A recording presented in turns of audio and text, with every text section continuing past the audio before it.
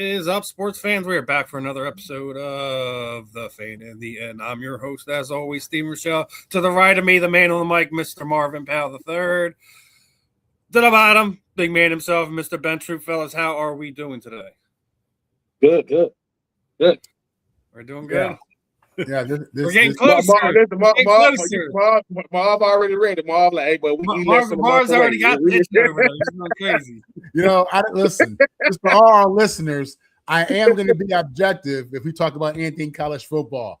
Don't take my loyalty to SC to the point where you think I won't be objective. I will. And actually, right when the camera came on, I thought maybe I shouldn't wear this because the listeners will think that I'm biased. That's their problem. No, you a grown man. No. Listen, if you want to wear a jersey, you want to wear an SC jersey. It don't matter, man. That's who you support. You know what I'm saying? Come to the conclusion here that we're all one sound mind. We have common sense. We're not so blindly loyal to whoever we support that we're just going to not look at it the other way. That's why all three of us knuckleheads are together anyways, because we all have different perspective, different views, different thoughts. And that's why I love everyone's. But it's different though, Steven, though. Listen, it's different though. It's like we know that when it come to we know what Marvin's allegiance is when you're talking about the Jets and stuff like that. When it come to SC, oh no, bro, ain't no way. Because the Jets, it's different than the people who paid you, than the people who they say what they say. Marvin, he SC made. He was NFL paid. It's different. He got made at SC. You know what I'm saying? It's different. It's a college football. It's a different level. We watch on Sundays because there ain't nothing else to do. I bet you NFL won't start doing games on Saturday because now you get to pick. I'm like, wait a minute, bro. You got the best variety of football is played on Saturday. The best players in the world play on Sunday. That's how I look at it. Look, Steve, man, Ben and I, we played college football before the portal, before NIL, and it was one of those deals when we come from the era where when you chose a school, you were choosing your second family. You know what I'm saying? For real. Like you were literally choosing your second family, and it is for life, especially if you go to a school like Florida USC, proud tradition, rich history, tons of alumni, playing ball forever, dominant eras, and it's just a real thing, man. But so I'm SC. I'm Cardinal and gold in my veins, you know what I'm saying? But I could be objective in conversation. Believe me, I've been very critical of situations involving SC when I felt it fitting. So, yeah. And that's why we're a Common Sense Committee here on The Fade in the End. But before we get too far into it, every episode here on the South Florida Tribune, especially here on The Fade in the End and the Real and the Rare show, is brought to you by our good friends over at Fight Wax. Fight Wax helps treat cuts, swelling, scrapes, and abrasions, rejuvenates and restores stressed skin. Customers are used for soreness, stiffness, and recovery. Designed for all active lifestyle athletes. Provides an ultra silky, non-greasy feel, deep hydration for everyday skincare. Helps fight dry skin. Customers use for skin orders such as psoriasis and eczema. Making sure when you head over to the website, you use that code SF15FW, save 15% off your order. We got a few things to get into today. Obviously, there were some things that we didn't quite get to last week. Obviously, we had Marcus on. That was a great interview. He's always fun. We're definitely going to try to have him back on sometime during the season. But we were talking about dual threat running backs, right? We didn't get a chance to talk about it, right? So I think we could all agree. Roger Craig, Marcus Allen, 1-2, right?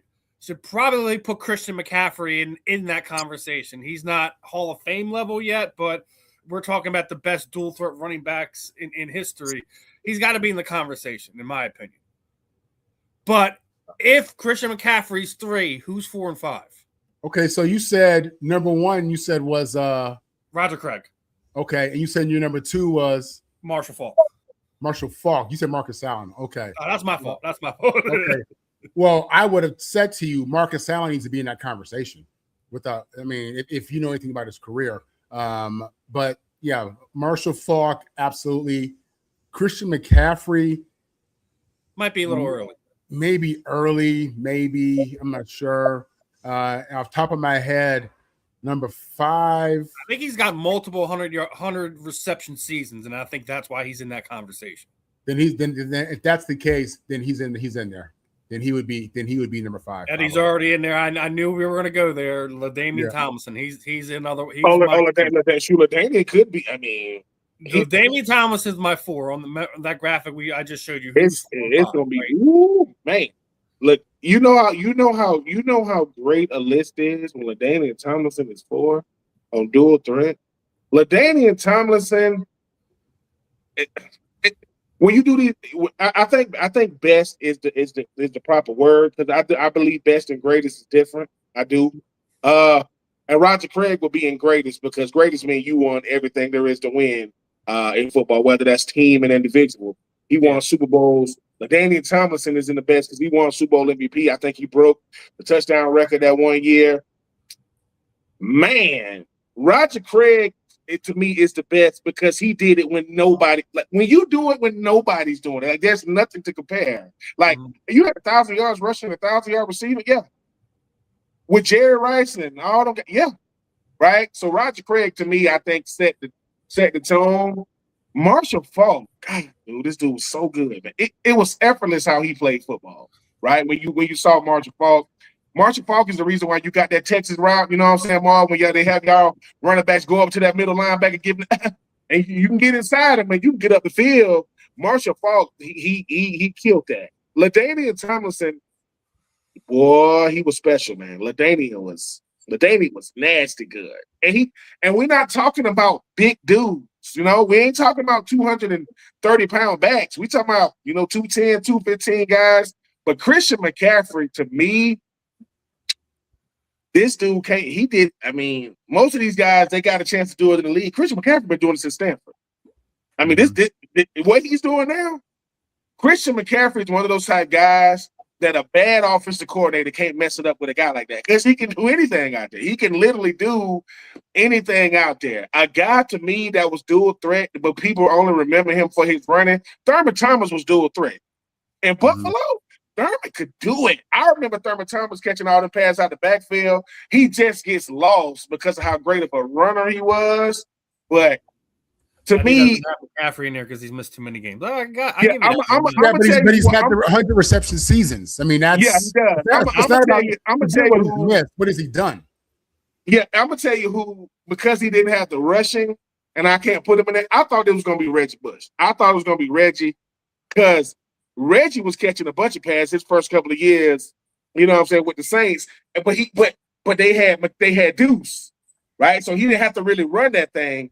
But when he went to what was he went to? I think it was Buffalo or Miami when he got his 1,000-yard rushing seasons. But dual threat to me means I'm more than just a running back. Like I'm more than just I'm a every down back, because and Marv, you can speak to this better than me. Dual threat running backs are rare. Because usually you'll have a third down back that comes in on like the screen guy or the big back for the 3rd and 1. You know how much crazy it makes your defense when you're going to Christian McCaffrey going in motion. Oh, God. You see what I'm saying? Because I believe if Christian McCaffrey decided to be a slot receiver, he gonna still get you 1,000 because of how elusive he is. And a guy that I know he would like this. I mean, LaShawn McCoy was dual threat. He was very much dual threat. LaShawn McCoy, he was dual threat. You know what I'm saying? I'll give that to Brian Westbrook before I give it to Shady. B. West was. I'll give it to B. West. You can call me.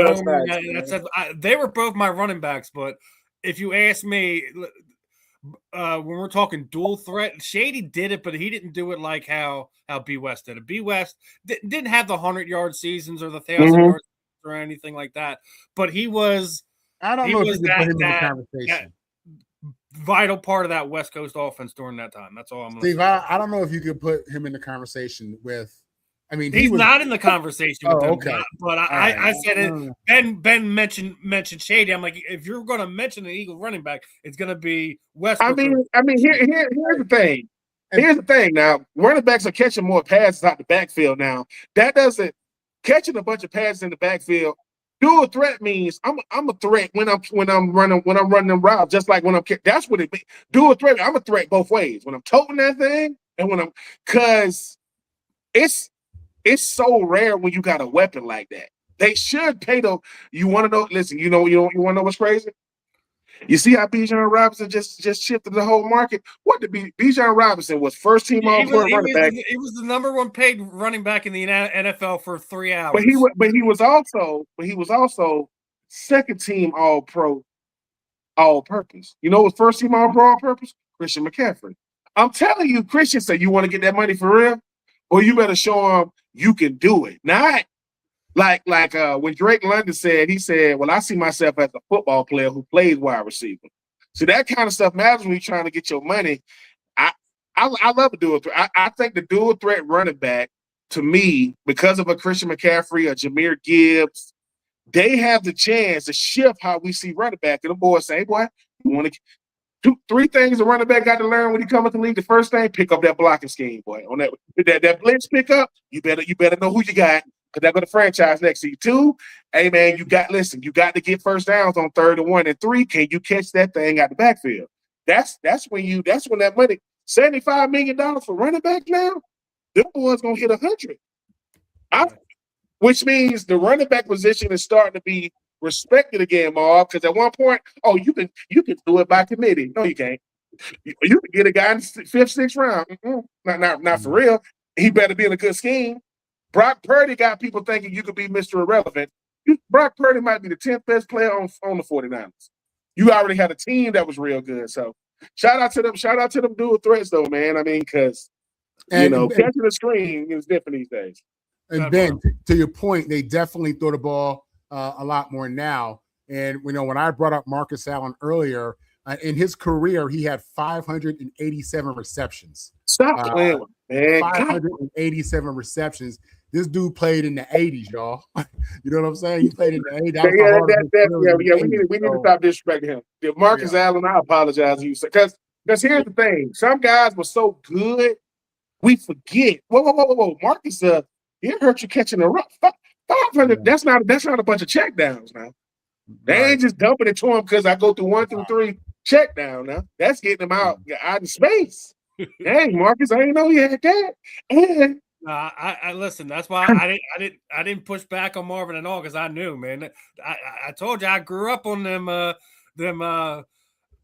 library Super Bowl DVDs, man, and they were VHS back then. Hey, I'm gonna tell you another guy, Marv, and he don't get talked about enough. You know who was doing threat? Cool. Little itty bitty Warwick Dunn. Warwick could do it. Yeah, he was. Yeah, I used to hate when he catches swing passes, man, because you couldn't find him. And Warwick Dunn went over 10,000. Wow, did he? Yeah, I wouldn't have thought that, but that's Okay. But he literally don't talk. I got to be Warwick Dunn's teammate for a couple of games when I was with the Bucks, man. Warwick Dunn sold me the first ever laptop I ever had, an Apple laptop or Mac or whatever. It was with Warwick Dunn, but he done used it and put it back in the spot or whatever. Put it back in the casing. That joker charged me $2 for that thing, man. He was like, "Troupe, you want to what?" I was like, yeah. And, I'm still a youngin', you know what I'm saying? I bought it from him. I get on there. I should have got that thing, and then I read his book, and I said, "Dude, Warwick Dunn is an incredible human being with the type of stuff he done dealt with and what he does now." He's crazy. That's one of the things that I think Warwick doesn't get enough credit for. Is what he did. You know who was one of his recipients? Like when they go. So basically, what Warwick Dunn does, pretty sure you know, Marv. He goes to single moms and he gives them a new house. Yep. And the whole thing, the only thing they can bring is their clothes and they shoot, like all the furniture they have to donate it. Do you know one of the recipients that won was freaking Deshaun Watson? He gave Deshaun Watson's mom. Come on, man, that's doing it. You talking about a legacy? The greatest thing I ever heard him say in his book was his mom was a cop, and she used to volunteer.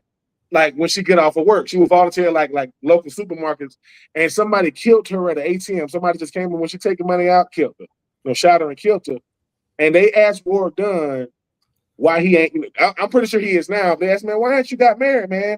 He said, because I don't want to hold another woman's hand. That means I got to let my mama's hand go. I said, boy, I ain't never heard nothing like that. Like he said, I used to hold my mama's hand, man. If I, you know what I'm saying? Like I'm really letting her go when I. Deep, man. That little joker got me for $2 though. So when I see him, I'm gonna say, hey, for real? I mean, it was Warwick Dunn, you know what I'm saying? All white, ain't no color scheme like it is now with different colors. I said, man, I let that go work done sitting right beside the same locker next to each other. He said, yeah, man, I charged you $2,000. I'm like, I should have like, dang, bro, you hit me over the head, ain't you? Paid it. He said, hey, ain't no cash out back there, Marvin. Ain't no cash out. Ain't no Venmo. Ain't no sale. He want them ducats. He looking at all that. I said, man, I got no, because Tampa got a bunch of strip clubs. He like, Troupe, you might have some of the stripper money. I said, that money ain't got no sweat on it, boy. That money ain't sticky. That money came from the bank. It's legit. It's legit.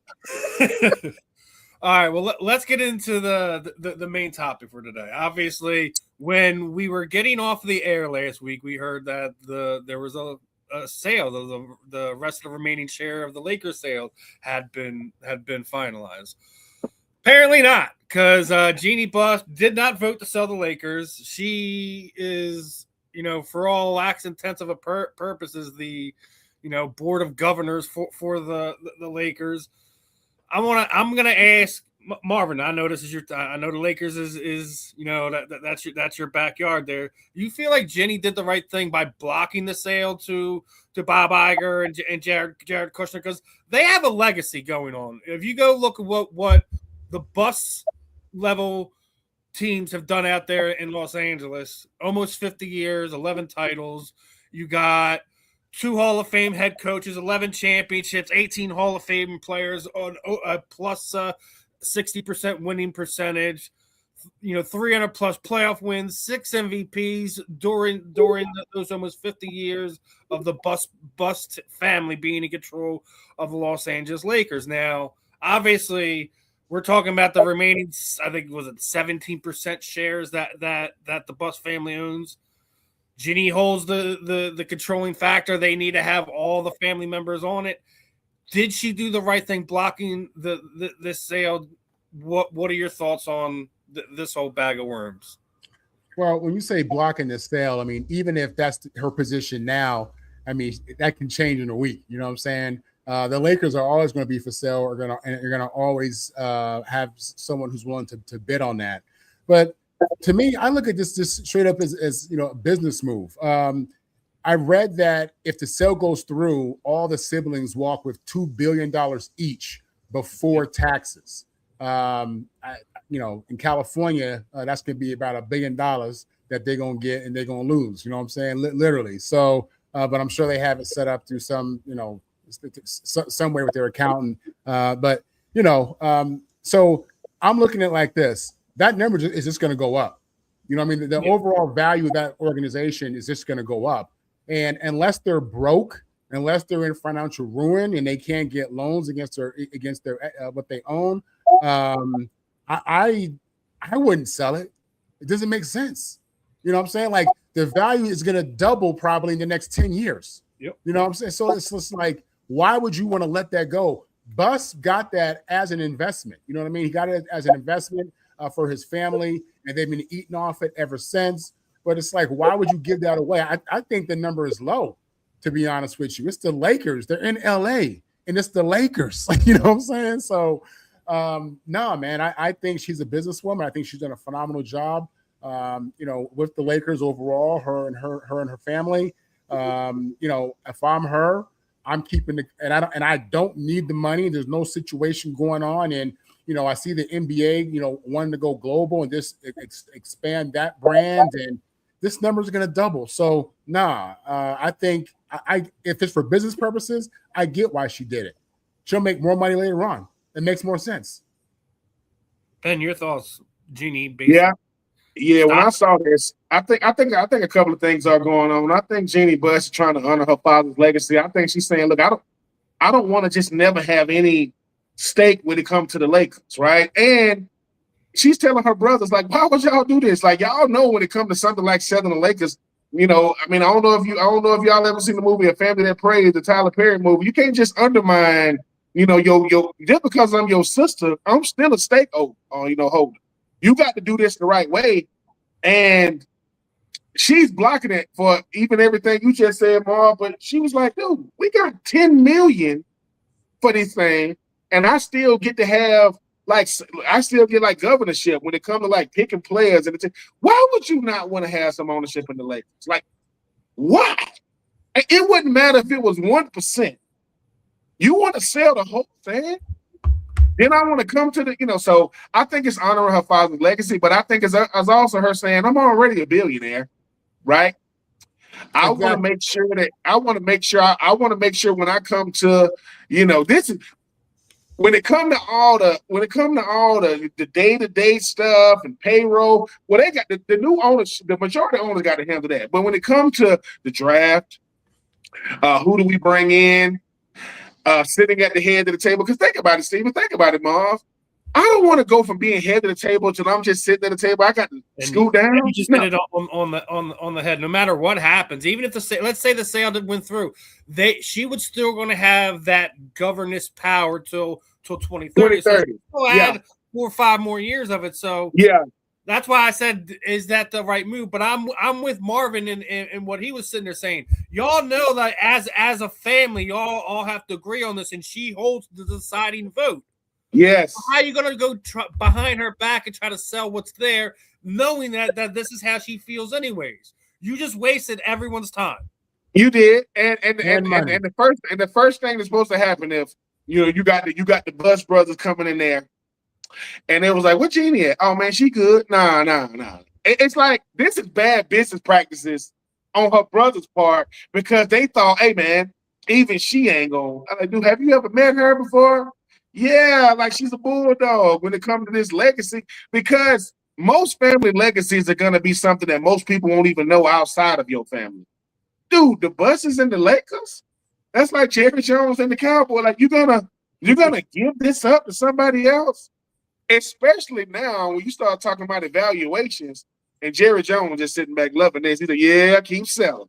Because every time, I don't even want the Knicks. The Dallas Cowboys is still rated the most expensive franchise in the United States. But Jeanie Buss is also telling her brothers, man, y'all just see our father's legacy different than me. Y'all see the Buss family legacy different than me. You gonna have 17.8% don't seem like a lot, but it's like Jay-Z said. It depends on what it is. 1% of something could be better than 100% of nothing when you talk about outside these things. And Jeanie was like, why would y'all just want to give it up? No, I think what Jeanie is saying, all right, well, now that I know how y'all feel, I'm gonna make it even harder now. Because dude, you sold $10 billion, you got it for $10 billion, and you still got ownership in this thing. That's business. That's how you do it. So yeah, Jeanie Buss ain't gonna take us sitting down, and she already said, "Hey man, my lawyers, they gonna handle it." Mm-hmm. And this is a family issue, and maybe it's some beef with her and her brothers, but she ain't finna go sitting down. They both got plenty of money to get some really really good lawyers. That's all I'm saying. Ain't nobody gonna be the best lawyers in LA gonna be doing their hands like this, like, hey man, let's settle in. But yeah. If my family had any ownership with any type of NBA, NFL, MLB franchise, that's forever. I'm gonna sell some of it. I'm not gonna sell it all. Why? Because every time my kids and great-great-grandkids come to this arena, they come straight in. They key always work. They sit where they want to sit in the box. Think about that. Like, what else you done? David Robinson, they said he bought like a small stake in the San Antonio Spurs, very small. But like I said, if I got 2% of the San Antonio Spurs, they get sold. What does that become? So, hey man, shout out to Jeanie Buss, man. She's doing it the right way. You know what I'm saying? The one who fumbled the bag was old Phil Jackson. Wasn't he dating Jeanie Buss? He fumbled the bag. See, messed it up. Come on, man. Won them championships and messed it up. But hey, shout out to Jeanie Buss, man. She's saying, look, I'm going to honor my father's legacy. And if my brothers got to be, you know what I'm saying, who I got to step on to do it when they know better, so be it. So be it. Listen, I have no problem with her doing it. I think out of her brothers, she's the only one that really has that vision of what the legacy of what her dad would have wanted. So I don't blame her. I think, points that Marvin made, 10 years from now, those shares are going to be worth 10 times what they are today. You were going to get 12 million or $12 billion for whatever it is now. Could be 50 billion in fucking 10 years, guys. So you don't step over a dollar to pick up a nickel, man. Yeah, but and also listen, look at it like this. We all acknowledge and honor Dr. Buss just for making that initial investment and what he's done, how he's impacted the league and grown the Lakers, how he grew the Lakers. He chose her to be in the position that she's in. Yep. He knew his kids. You know your kids, right? He knew who was the leader. He knew who was going to be tough. He knows his kids, and he put her in a position to ultimately have final say because he trusted her. So again, I'm riding with Jenny, and not because she went to USC, because as a business, I forgot about that. How could you forget about that?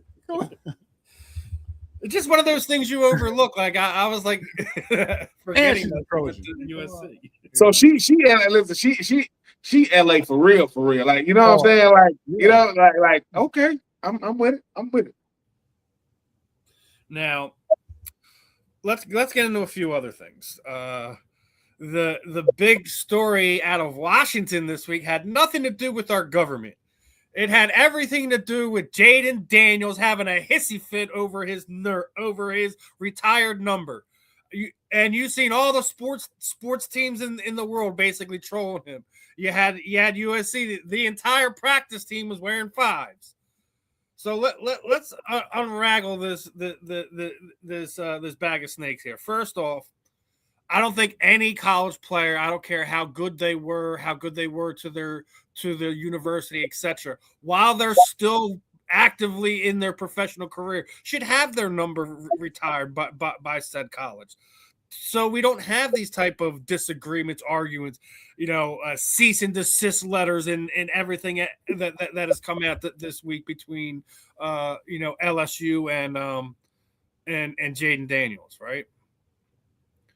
But to sit there and feel like you've been so hurt that you want to have your likeness removed. They have to return the duplicate Heisman that he won. All this crazy nonsense because there was a regime change. The regime that retired his number saying that it's untouchable. You bring in a new coach. He brought in a recruit. He was promised that number. It's a different regime. Things like this happen. I don't think he went about this one the right way. I think this is going to be egg on his face. He's going to, the NFL fans are going to be having fun with him. I mean, there was even ones I seen. Even the Eagles fans was like, when the Commanders come in week 1, they're going to unretire the number 5 in respect of Jaden Daniels number 5, and this is going to be something that's going to hang with him until he does something significant in the NFL, unfortunately. A lot of people have already been hard on him because Mama protected him like Mama Bear should be protecting him. We already talked about it last week about the athletes being targets for some of these younger women. I don't blame Mama for that. Mama should have stepped up and just let this one ride, son. Let this one ride for now. But Marvin, your thoughts on this? Jaden Daniels very upset about his number being given out. They're basically both sides kind of chirping back at each other, and this is just ugly. Yeah, it's definitely a bad look for Jalen. But I think a point that people aren't really thinking about or talking about is if I'm Jalen, I'm thinking maybe this impacts some type of business or business model or financial structure he has set up. Maybe that's the play here, and people don't realize that, and he doesn't want to say that. Because you would think that he's doing some kind of business. He's a part of the licensing in the NFL through the NFLPA, so he gets money for jersey sales. And I'm thinking maybe he's created some type of business where he's selling his LSU jersey or just trying to, trademark it and make money off of that. That's what I'm thinking. I'm thinking that, in giving somebody that jersey and their name is not Daniels, then that messes something up for him business-wise. If it's not that, then I understand that he won the Heisman at his school at LSU. I get that. That's significant. That is extremely significant. That's if winning a national championship for your team is 1A, not winning it, but winning the Heisman as a quarterback is 1B. Okay. So it's extremely significant to that university, who doesn't have a ton of them. But, I think that for him being a transfer player, having come from A-State where he was at for 3 years, he's at LSU for, I think, was it 1 year he was there, I think? I don't know. It's a Burrow won a national championship there, and he didn't have his number. Burrow was there for 2 years. He was there. I think he was there for 2 years. Yeah. But he also won a national championship and a Heisman, right? Yeah, he did. So didn't ask for his number to be retired. Not throwing. Is he fit? Go ahead. I mean, he could be, and also this. You don't know what conversations were said, in detail. Obviously, as you said, Steve, there's a regime change, so he may be operating off the old agreement, the old understanding. Yes. This could be a business thing as well that people don't realize. And if I'm him, I'm probably just focusing on my job as a quarterback for the Washington Commanders, just because of the fact that I'm coming off an injured plagued season, and they drafted me very high. They're still trying to figure out, am I the guy? Because 1 year as a NFL rookie, though he was outstanding, that's not it. This is a what have you done for me lately league. You know what I'm saying? So he needs to be focused on leading that offense, leading that team, to be honest with you. But, again, there could be conversations and things that we don't know. So that's my take. Ben? He did fumble this for a lot of reasons. Well, number one, LSU is one of those schools, they don't retire numbers. Like, I know Florida don't. I think Penn State don't. I think Purdue might not either. There's only certain schools that don't even retire numbers. Here's the thing, though. He won a Heisman, and I get it. You can't take that away. Him and Burrow, and I think another dude won a Heisman. The number that's like, the most iconic number there is number 7. I remember I remember Tyrann Mathieu and Leonard Fournette and Keyshawn Boutte and all those guys wearing it, right? It doesn't take away that he did what he did at LSU. You won a Heisman. It does not take that away. But when you start doing this, hey, man, y'all told me. No. Who told you?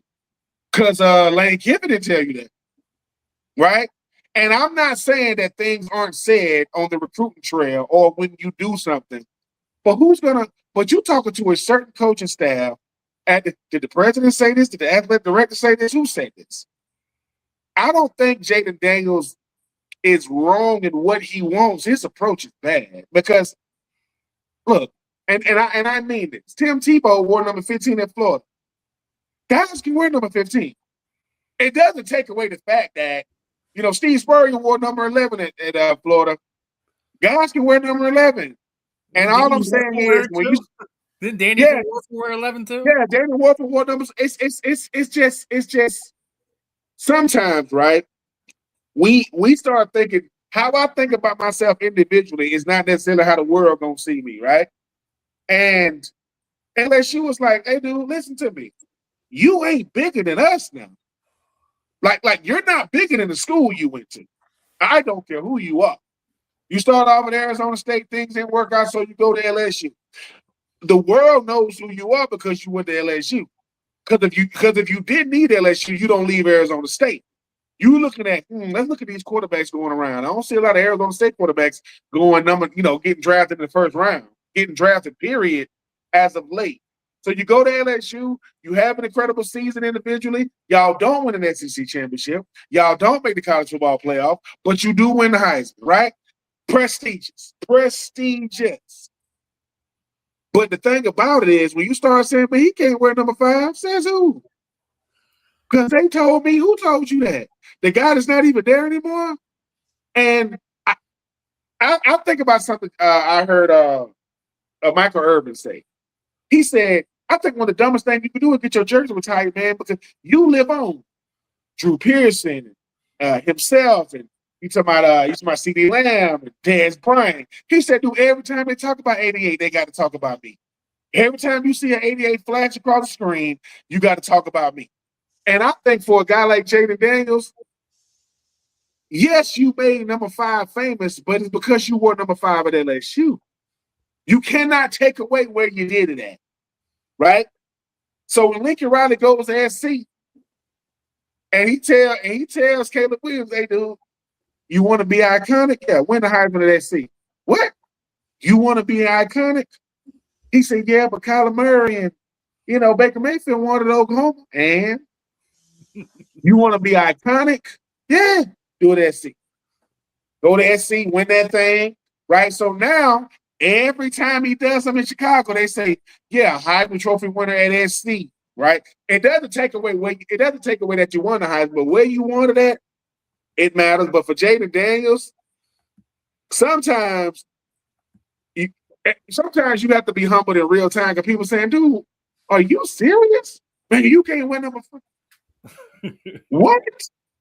They promise, and that's the world we live in when it comes to recruit. They promise a young man, if I come here, I'm going to wear number 5. He's going to, you know how much more famous you making that young man right now? You making him famous right now, Jaden. And guess what? Yeah, you can't win. Your mom can fly to Baton Rouge and she can say, have my people talk to your people. Your mama ain't got lawyers like LSU got. Your mama ain't got money like LSU got. She ain't got that. And I'm rooting for moms now. I'm rooting for her. But sometimes mama could be too close to the fence. Hey, mama, I get you trying to keep me away from these women trying to take my money. I can respect that. But we knew you because you went to LSU first. Oh, you got the Jaden Daniels kid. You want to know how? You know how I know that Joe Burrow went to LSU for 2 years? Because in 2018, when he came to Florida and he threw a pick 6, that's how Florida beat them. Now 2019, he was a different beast. Now he was a total different mind. 2018, Joe Burrow looked normal. Joe Burrow came back to school in 2019. The rest is history.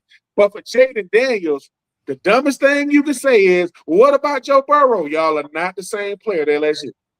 Y'all both won the Heisman. Y'all were not the same." That's like Caleb Williams won the Heisman at SC. He ain't Matt Leinart. Huh? He won the Heisman, right, Marv? He ain't do what Matt Leinart did. That's different. One guy went to 3 natties, 1, 2 lost 1. The other guy played at SC and won Heisman. One's the greatest, one's the best. There it is. And that's why we get it. You know what? And there it is. Jaden Daniels is the best quarterback ever come to LSU. The greatest quarterback, that's Joe Burrow. And that's the greatest. That's it. Because people go, why you call him the greatest? Won the SEC championship, went undefeated, won player of the year, won the Heisman, won the national championship, #1 overall pick. Do I got to keep going? You see what I'm saying? So Jaden, I get sometimes because of popular. Let me say this, people. Followers ain't fans. Retweets are not validation. Stop thinking that. I mean, I want Rick here, man. I took. What about last year? I saw your elbow do something I ain't know an elbow could do. Good Lord, it was hard to watch. And since then, you might be feeling. Listen, love Jaden Daniels, right? I like the way he plays football. The Washington Commanders, and I'm gonna say this: the Washington Commanders are not bigger than the LSU Tigers, baby. No, one is a pro team now. One is a pro team. What is a commander? A boat? A ship? Anyways, I'm just saying, Jaden could have, listen, Jaden, you could have boosted, man, your freaking credibility. You could have boosted your resume saying, oh, man, listen, I want number 5, but if I can make it famous, let the next man make it famous. You see what I'm saying? No, you can't wear that. He's wearing it right now. And guess what? How many number 5 jerseys you think gonna get bought this year for that young man? A bunch. If they let you buy them, and I remember back in the day when we had East Bay and you could buy jerseys off of East Bay, they shut all that down. Man. I remember you could buy the Cats jerseys off. The Cats will be loving East Bay these days. East Bay was the first. Well, it's the first piece of mail I ever got. Send it to the house with my name on the address on. But now, Jaden, man, I mean, you young. It happens. But there are football teams, there are juggernauts. LSU is a juggernaut. You don't want to play with that, man. LSU is bigger than LSU. It might be bigger than the Saints in the state of Louisiana. I love the Saints, but LSU, like I mean, the only team I could compare to SC in California is the Lakers and SC. And I would go Lakers, SC, Dodgers, Rams. I mean, the Chargers, I'm sorry. The Chargers are the best. They are. I don't want to say it like that. And you don't play with that. You don't play with it. Don't play with college football legacy. He ain't wrong there. Losing losing their left tackle for the rest of the year is not a great way to start off, especially with him still seeing ghosts, so to speak. So he's got a lot on his plate. I hope that he does well, except when he's playing against my Eagles. But other than that, we've already talked about it. There's a developmental quarterback problem that the NFL has right now, and it's going to be rearing his ugly head all over the place this season, if you ask me. I do want to ask. He better play good, Steven, because if he doesn't, this distraction. They're going to be throwing up the fives all year. Now, he might as well get ready. They're going to be throwing them up all year long. Everyone's going to be doing it to him all season. They have a bad play, have a bad throw. They're going to throw up the five. Man, they're going to do anything to get under his skin at this point in time. He's letting the world know that it's affecting him, so people are going to use that against him. Yep. But what do you guys think about what's going on in Minnesota? They already named Kyler Murray starting quarterback there. There's been reports that there was before the announcement that JJ and Kyler Murray got into a scuffle at camp and stuff like that. What do you think in this early in preseason with what we thought was going to be an open quarterback competition? Looks like it's over pretty quick. Do you think the Kyler Murray haters are going to be eating crow this season, Ben? What do you think? Listen, I was on Mondays. I was blessed enough to do Win the Division with Ryan Smith, and we did the NFC North. We had like a panel of Green Bay, Chicago, and when it came to Minnesota and Detroit, all the other three from the other three teams, they was loving Kyler Murray. They were like, dude, this dude, JJ McCarthy, for some reason, right? Don't JJ McCarthy know we've seen him play football before? Like, we've seen you. There is no such thing as perception in NFL, dude. It's only potential. Perception is for the world. I have seen you. They said that coming out of Minnesota, they said that Coach O'Connell has come out and said, dude, he's unplayable. Like, think about that. You know how bad you unplayable. So, I mean, sorry about that. They got the kids in here washing clothes. It's crazy driver, man. It's all right. We all know what that buzzer means. We all know I told my wife not to get this thing. But I will say this. JJ McCarthy really how he hadn't been in the league long enough to understand as soon as they traded for Kyler, dude, that's going to be the starter. Former number 1 overall pick. You really thought it was going to be a competition? Justin Jefferson to come out and said, we finally got somebody in the league that can give me the ball. Aaron Jones said something about it. JJ is feeling the effects of the first time in his life, how he plays ain't good enough. And that's a hard pill to swallow. If I've been the best in high school, the best in college, first round pick, get hurt, Sam Darnold take us to 14 wins. The next year, we don't even make the playoffs. Sam Darnold wins the Super Bowl. We looking at what could be. We trade for Kyler Murray. You don't trade for a former number 1 overall pick to compete, JJ. And and here's the thing too.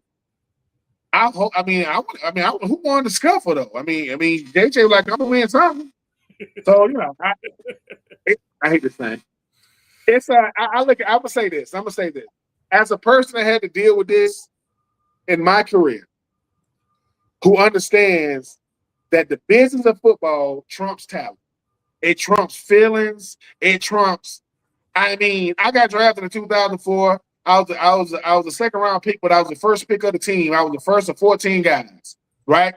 And to be quite honest with you, that's a big reason why my career even had a career. Because my rookie mini camp, and that's it was hard to watch. If I would have been on Hard Knocks, I would hate Hard Knocks. They were like, Troupe, you was I said, take awful. I'm worse than that right now. I ain't picking up the playbook. Well, it was a dude by the name of Ben Hartstock. Ben Hartstock was the starting tight end in the 2002 Fiesta Bowl Oh, it was a Rose Bowl in the national championship against Miami. He was a starting tight end for Ohio State. We both got drafted in 2004. He got drafted to the Colts. He is not a receiving tight end. He's a blocking tight end. And it was him and Dallas Clark. He was there for like a couple of years, and they let him go. Well, we needed a tight end because I was dealing with injuries. When he came in the building, I don't really know what I'm looking at. I'm like, what's up, B-Hart? What's up, baby? I don't really know what's going on. And then I'm like, wait a minute. You just signed with the Titans? He's like, yeah. You still play tight end? Yeah. What the hell? What? You know, it's not clicking. But they was like, true, man, we got this next man up. And for a guy like McCarthy, what he don't get is, dude, you're not that good right now. I'm not saying you can't be good, but the Minnesota want to win right now. They got a team. Justin Jefferson, top 1, top 2 receiver in the league. Jordan Addison, top 5, second number 2 receiver in the league. Aaron Jones, definitely a top 15 back. TJ Hawkinson could definitely be a top 15 tight end. Serviceable offensive line. JJ McCarthy, you are awful. I mean, Justin Jefferson, listen. Justin Jefferson had 2 touchdowns last year, people. 2! Justin Jefferson. He's probably having a party right now. Let me tell you something. Kyler Murray is benefiting from still having a lot left in, because here's the thing now. Kyler Murray plays well in 2026. They're going to give him some money. They're not going to let him lead the building. He's going to be their guy for the next 3 or 4 years. But J.J. McCarthy, it's the business, man. It ain't personal. You can take it personal. But you know, I just think that, you know, Kyler Murray. I mean, look, Kyler Murray did to Daniel Jones. The Arizona Cardinals don't want him no more. When Daniel Jones was deciding, where am I going to go? He looked around the landscape. He was like, I want Indy. Why? Because I think I can beat out Anthony Richardson. Didn't he just get a new contract? Well, I mean, and Coach McConnell, they're saying we got to have a guy that can not just win games. This NFC North going to be deep with Caleb, and you know what I'm saying. And you talk about golf, and you talk about Love. I got to have a quarterback that can compete. Well, I mean, I'm not saying if I'm ranking them quarterbacks in that division. If I'm ranking them, I don't know if Kyler Murray going to be 4. Caleb Williams, we seen it last year, right? Caleb Williams going to be as good as he want to be, this dude. Right? If Caleb Williams can figure out how to just play within the confines of the pocket and not have to get off, he's magical outside. But you can't survive like that. Kyler Murray, I mean, he's right there in the mix. Jordan Love, no, I wouldn't put Jordan Love over Golf. Golf been there. Golf get it. But, yeah, Kyler Murray, he's in a nice situation. J.J. McCarthy, man, take your money and be a good pro, man. Don't. Because he's the backup. And they do not want Kyler Murray to get hurt. Because if he does, well, back to the drawing board. But, yeah, I just think J.J. McCarthy is realizing year 3. Mac Jones got drafted in the first round to the New England Patriots. He's already over there with San Francisco. It happens, man. Remember Drew Rosen? What's his name? Rosen out of UCLA? For a while too. Everybody was saying Rosen, man, he gonna reshape you. You're gonna have to redo the playbook for him. It's gonna be you're gonna have to. I mean, he gonna get bored. Where is he at? Probably doing his show right now. He ain't leave. So sorry, JJ, man. It's the business, man. It's the business. What are your thoughts on this one, Marvin? Yeah, I think John Harbaugh got the most out of him when they were in college. You know, you forget Michigan was a run-based offense, a lot of play action. He threw the ball, made some plays for sure. But in the NFL, I mean, you have to be a different caliber quarterback, a different caliber athlete. You know what I'm saying? You have to be special. Something about you needs to be special. I don't know that he's special. Is he one of the top 100 quarterbacks in the world? Meaning, can he make a roster for the next decade? Probably. You know what I'm saying? I wouldn't be shocked if he ended up being, you know, if he went out to L.A. With his guy as a backup, obviously. But Kyler Murray was the number 1 pick in the draft for a reason. He won the Heisman for a reason. He, you know, in his first 7 years, he's been to multiple Pro Bowls. Who didn't think he was going to be the quarterback for the Vikings this year? You know what I'm saying? Are you kidding me? Did you just hear the resume I just listed versus JJ? So yeah, man, it really was a no-brainer. And as Bennett said, the Vikings have a significant investment in Justin Jefferson. They have a star. They have another hell of a player in Jordan Addison. You know what I mean? They got Aaron Jones. Aaron Jones running the ball. You know what I'm saying? They got a tight end. They have they have things out there. So they want to win now. You know what I mean? And you got to have a guy who can pull that trigger. And as Ben was talking about, be competitive in a very thick division. You know what I'm saying? All of a sudden, this is a real division, y'all. You know what I'm saying? It's going to be real. You got real quarterbacks, good teams. So yeah, I don't think JJ is anything close to being an NFL starting quarterback right now. I just don't see it. And the comparison against Kyler Murray, no matter what you think about Kyler Murray, his resume far exceeds anything close to JJ. So yeah, this is the obvious choice. I expect them to finish second in the division next to under Chicago. Yeah, well, look, I think a lot of people are going to sleep on Minnesota. I think if Detroit continues their downward decline, I think it'll be fairly easy for them to for Minnesota to attempt to leapfrog them and kind of fight for a wild card, potential division title, depending how good or bad the Bears will be this season. Obviously, it's been a seesaw there. That is a tough division down there in the NFC. So we'll see what happens there, but. It is that time of year where we're just getting scuffles all over the place. Y'all see what happened with the joint practices yesterday between the Saints and the Cowboys? Yep. Heard about it. Yep. I got a clip for you because we got to bring it up. Scott Steiner's son, Brock Roethlisberger, broke out the German suplex in training camp, and as Coach Schottenheimer for the Cowboys said, he's managing Fight Club right now. He's not managing a football team, but I had to put a little clip in here.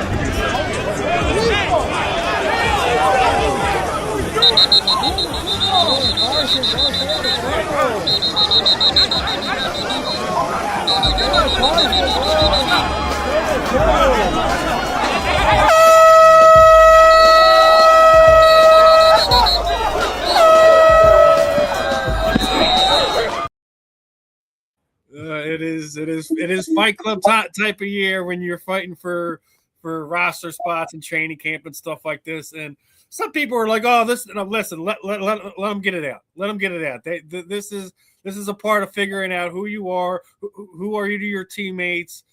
Are you have that mentality to be an NFL player?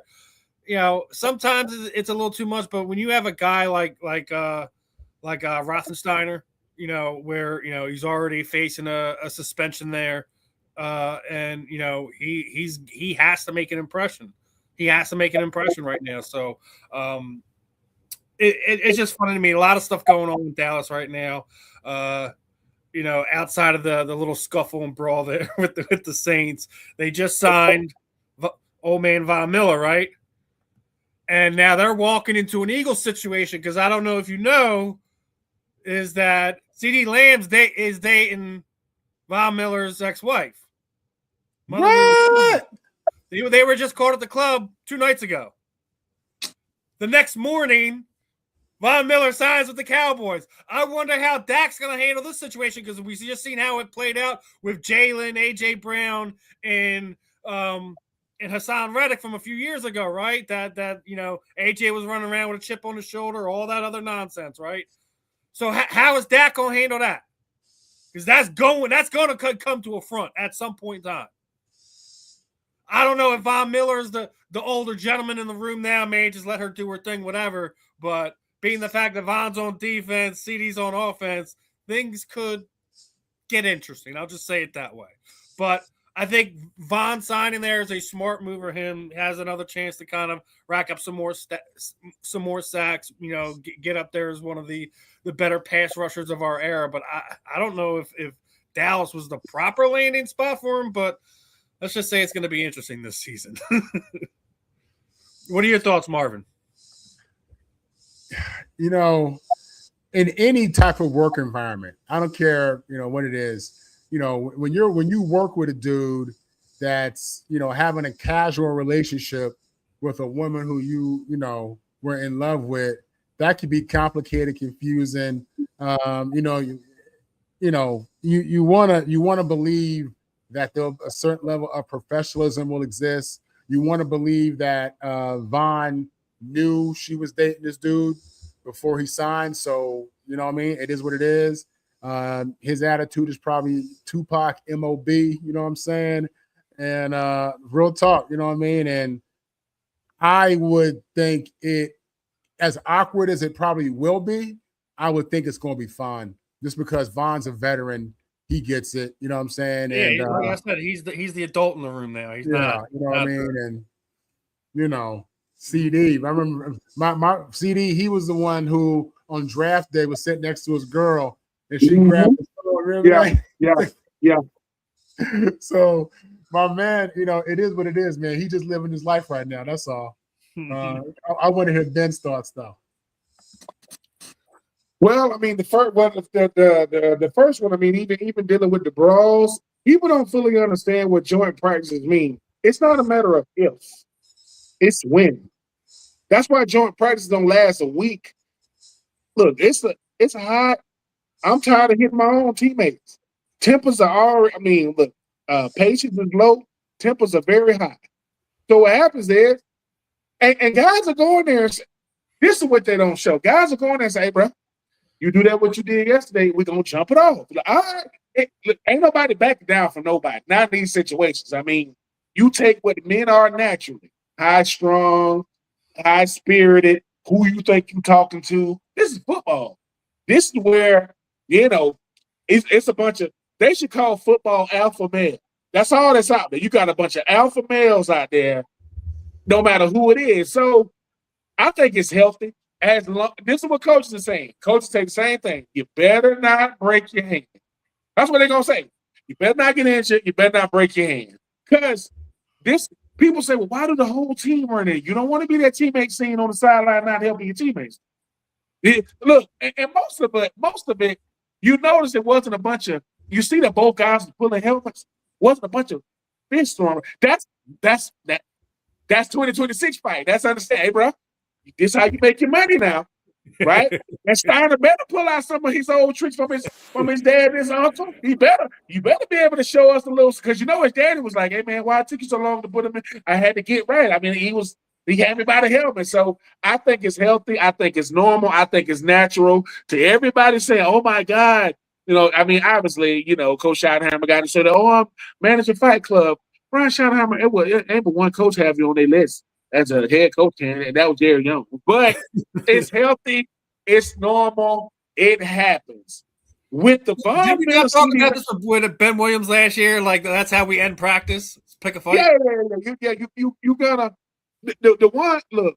You notice that you never see linebackers and fullbacks going at it because they go at it every play. It's a respect level that goes on. And sometimes fighting happens because guys get to talking too much. Like, bro, who you talking to? Talking to you. What? It's people take away the fact that it's football players for a second. You get a bunch of guys together. Somebody get to chirping too much. Hey, bro, I'm tired of your mouth. What you gonna do about it? You know what? That's a guy. Most of those guys on that football field do not fight people. They're not getting in fights all the time. They know when to do it. They know how long to do it.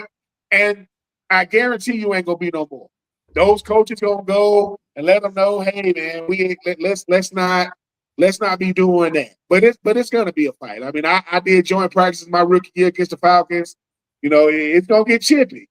This is how it usually gets chippy. The defense will say, yeah, man, we got these guys over here, man, like what I'm saying, hitting us after the play. Our defensive guys go, for real? That's what all right. So it's like delivering messages, man. We ain't no, hey man, ain't no punks out here, man. Ain't nobody soft over here. And it's an ego thing. But I'm happy that nobody really got injured in it's football. As far as CD and Von Miller, I blame one person, man. And I don't blame CD. I don't blame. Come on. the ex-wife. Come on, man. Now, in CD's defense, he did not know that Von Miller was going to get picked up. Like, he didn't know that, right? He didn't know that. And I ain't judging nobody's lady, but Von Miller's ex-lady, woo, that lady, woo. So I ain't mad at CD either. That lady is serious, man. But listen, I will say this. It's gonna be a part of Von Miller and her, they got 2 small children. They got kids together, right? So they're gonna have to see each other. You know what I'm saying? But Von Miller don't seem like the type of person that's gonna. Let me tell you something. Von Miller gonna do a lot of things. He ain't gonna be clothesline on CD Lamb. Now he'll be on his way out. Hey, cut that out. You treat CD Lamb. You treat CD Lamb the same way you treat Dak Prescott. Hey man, that's the money right there now. But I will say this. It is the pool of eligibles when you start talking about football players, it's very, very small because we tend to deal with the same people, right? We shouldn't do that. But CD Lamb and old girl, they both adults.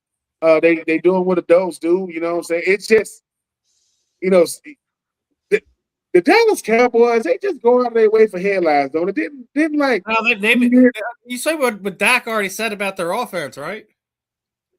Oh, what? That they're the greatest offense that there is. They have the greatest offense that there is. Is that right? Yeah. That is a real thing, dude.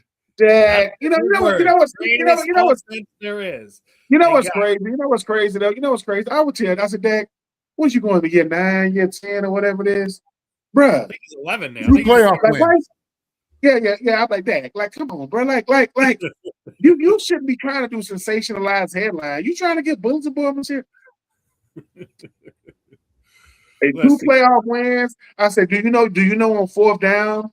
Do you know on 4th down in the 4th quarter with like 20 seconds left, if you don't get the first down, the game was over? Oh, you didn't know that?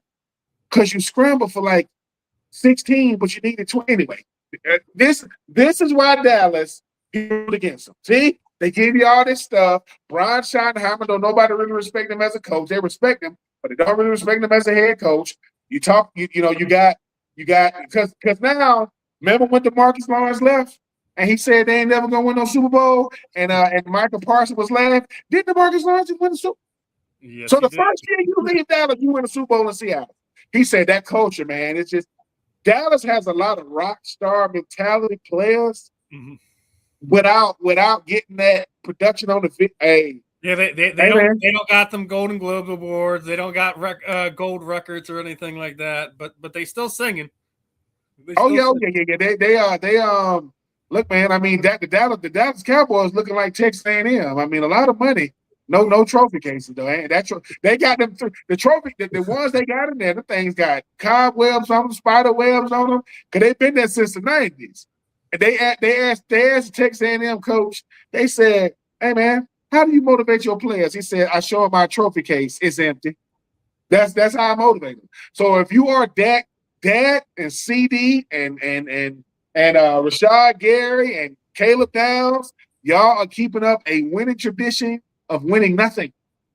Like, y'all got the biggest brand in the league. They got the biggest brand in the league. But come NFC Championship time, they're going to be over here with us. And they'll be like, "Hey, Dak, man, where you going to do your NFC Championship party at?" "What you mean? You ain't going to be on the field." "What?" Yeah. And make sure is CD Lamb is you going to invite CD Lamb and his lady and Von Miller? And the kids. And the kids. And so they're gonna do the pickup. So he gonna pick the kids up at that. Man, it's a soap opera, man, in Dallas, man. It shouldn't be, but and you know who ain't making no noise? George Pickens. He's just playing football. Ain't saying nothing, ain't doing nothing. So man, trying to get that contract extension. He's gonna get his money this next offseason regardless. Oh, he ain't lying. Oh, he gonna get his. They're not the only joint practices that everyone's gonna have their eyes on today, because want to know where the Eagles are today, right? They're in Foxborough today for of course they are. They're in Foxborough and the lines are already lined up and it's gonna be a great one. We've already seen some nonsense going on in training camp already from both sides. It's normal cherry picking. Like, Jalen hasn't thrown any touchdowns in training camp. I'm like, what is it? We're talking about training camp. Training camp. We're not even talking about practice. We're talking about training camp. He didn't throw any touchdowns. God forbid. Then when he throws an interception, it's the most viewed thing on the on X. I watched this, right? When they went to Buffalo to watch Josh Allen. He threw an interception. There was 2,800 impressions. Jalen Hurts thrown an interception. There was 2.1 million impressions on that one. All kinds of talk, stuff like that around it. And that's one of the things that even like they said the difference between this year and last year with Philadelphia is that it's quiet. Jay Glazer went in, right? And was just talking about the difference in everything. Last year, Jaden's the center of all these issues. They were speaking much different tune on him so far this camp this year. Even guys that were previously frustrated with him were praising him for his work, all the concern and effort that he's made in that area. Plus, they think the offense will be much more better suited what they have this year compared to they were last year. So, yeah, like things are weird in Philadelphia. We have to replace A.J. Brown and all that other stuff. I think they're in a better position. We're going to see what happens at the joint practice today. We already seen A.J. Brown and Gonzo going at it. Can only imagine what's going to happen when Quinyon Mitchell and A.J. Brown lock themselves up. We already know that Q likes to talk. He did that. Was it week 4 his rookie season, talking to Mike Evans the whole game. So we're going to see some interesting stuff. Hopefully we don't see any brawling or anything like that from them too. But just the weirdness of how we overanalyze, joint practices and stuff like that during this time of season. Let's just call what is. We freaking missed the live action. We want the real thing, and we're just hanging over every little bit of it. What are your thoughts on this one, Ben? Just the over coverage of OTA, so to speak. That's how much. Yeah, I do agree. That's how much we love football, crave football. But I mean, football is king. I mean, I think it's great that the Eagles, in Foxborough, for joint practice. I love the fact that A.J. Brown don't get to run. Like, look, man, you want to go to another team, cool. But you know what it is. You know what it is over here. And as much as you know us, we know you. As much as you know how we do, we know what you do. And healthy competition is good. For any sport, especially the National Football League. So I like Quinyon Mitchell. Quinyon Mitchell like the fact that, they go Gonzalez. He looking at what old Gonzalez got. Like, that's what y'all gave him? And he ain't never been first team All-Pro? Okay. I like that. And I think the thing about joint practices that doesn't get enough love too is, man, I want to see how we measure up right now. Like, where we are in camp, how do we go? Because you ain't touching the quarterback. You ain't touching the quarterback now. You can get after it. Don't touch my quarterback. Jalen Carter just got his bread. Them offensive guards finna see. Will Campbell, his arm still ain't that long. Here comes Jonathan Grenard coming off the edge. Here comes Nolan Smith coming off the edge. But no, I think it's healthy competition. I like the chippiness myself. And here's another thing that Steven, they don't talk about it. Marv knows this. Sometimes the coach will tell you, man, get a little chippy with old boy. I kind of want to see where he at. What? They kind of get at him a little bit after because it's the fight is the one that makes the news or the headline. It's a bunch of almost fights now. But you know this, right? Why ain't nobody ever getting no fight? You know what I'm saying? With what's the old boy name for the Pittsburgh Steelers? Debo, James Harrison. Why anybody getting to fight with him? Right? The certain guys James Harrison on a football field or even in a gym. Like, but it's I think it's the best barometer of football because when you going up against the same guys every day in training camp, when you know the plays, the snap counts, the different blitzes, you want to see something different. I want to go up against some other guys because the tape don't lie. And when people say, well, it's just a joint practice, no, bro, we out here getting dominated. I mean, the Titans went out to San Francisco to do a joint practice. Coach T, it's, the coordinator, now he's the head coach of the Titans. They said the Titans got dominated. And then you get to the game, they were getting dominated. And sometimes a joint practice might make you go, dude, we ain't gonna be that good. It's bad. Because for those you didn't know, when the Titans, who had their starters up against San Francisco, with Greenlaw and Warren and all those, they didn't play. So you going up against a bunch of backups. They get towed out the frame. So, but I like joint practices. I think it's healthy. Quinyon Mitchell, gushing, man. Quinyon for the let AJ Brown know. You know what it is, right? I know you got Gonzalez every day, but you know what it is over here too, right? All right, just so you know. But healthy competition. Yeah, I like it. For the past few years, it's been Cleveland that we've been getting. So when I heard it was New England this year, I'm like, oh, they planned this. They planned this. But I mean, listen, I'm all for it. You're doing a practice with a team that just won the AFC championship the year before. You want to see you want your measuring stick. You want to know where you're at. So, good, bad, or indifferent. I'm looking forward to seeing whatever comes out of this one. We're getting closer, but 3 more weeks until we lose the pre-part of the season and just get into the meat and potatoes of the season. So, I think we're all getting anxious and itchy and everything in between. But there are some other stuff I wanted to bring up. Now I don't think Marvin was on for this one, but we already talked about earlier this season what's going on with Alec Bohm and him, suing his parents for misappropriating his funds and stuff like that. We have another situation going with a family type of situation going on with Calais Campbell right now. Obviously, brother being charged with the death of his mom. He's going into his last season. The team being very accommodating. Allowing him personal time when he's asked for it. I can't imagine. Being at this point, wrapping your career up, having that going on off the field, and still trying to do your 9 to 5 with that kind of looming over it. So it's going to be interesting to see how Calais does this season. But I mean, no one wants to have to deal with that personal stuff.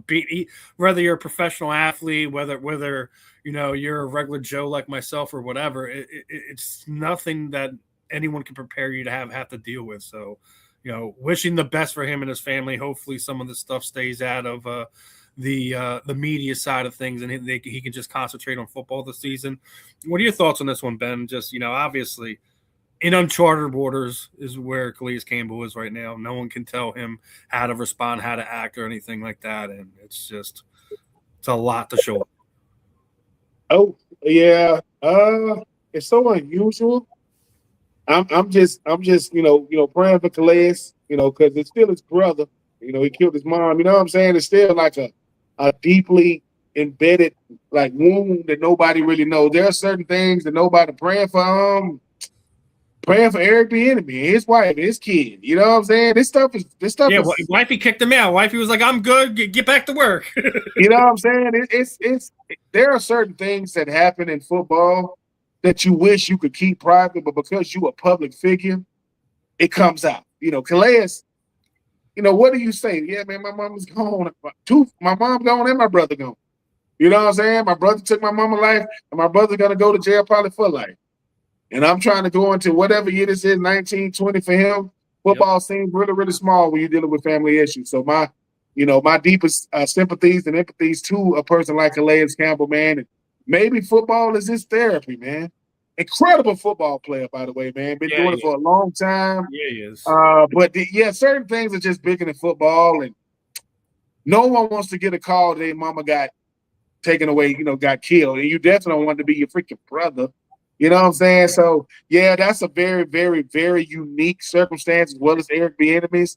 But hopefully, that Baltimore community, that Kansas City community will wrap their arms, the team as well as the community wrap their arms around those gentlemen, man, and they try to find a way to cope with it, man, because there are things that are rare. Didn't Campbell go back to Arizona this season? He went back to Baltimore. He went back to Baltimore. Okay. So yeah. Yeah, Marvin, your thoughts, brother? I mean, obviously. Yeah, you said it, Steve. I mean, listen, athletes go through real life too. You know what I'm saying? And it's a situation where this kind of thing happens daily in America. You never hear about it because the people who it is happening to aren't celebrities, and it's sad to say that, but it's true. You know what I'm saying? And you see these kind of stories with Bieniemy, with Calais Campbell, and you may be judgmental for whatever reason. Oh, look at them, look at that family, whatever it may be. These things happen every day. They do. You know what I'm saying? And, you got a lot of different parts of America, from Beverly Hills to rural areas to low income. You got mental health issues in all of them. You got family drama in every demographic. So it's just like, this is this life, man. It really happens. And I think it happening to a celebrity kind of puts a light on it. You know what I'm saying?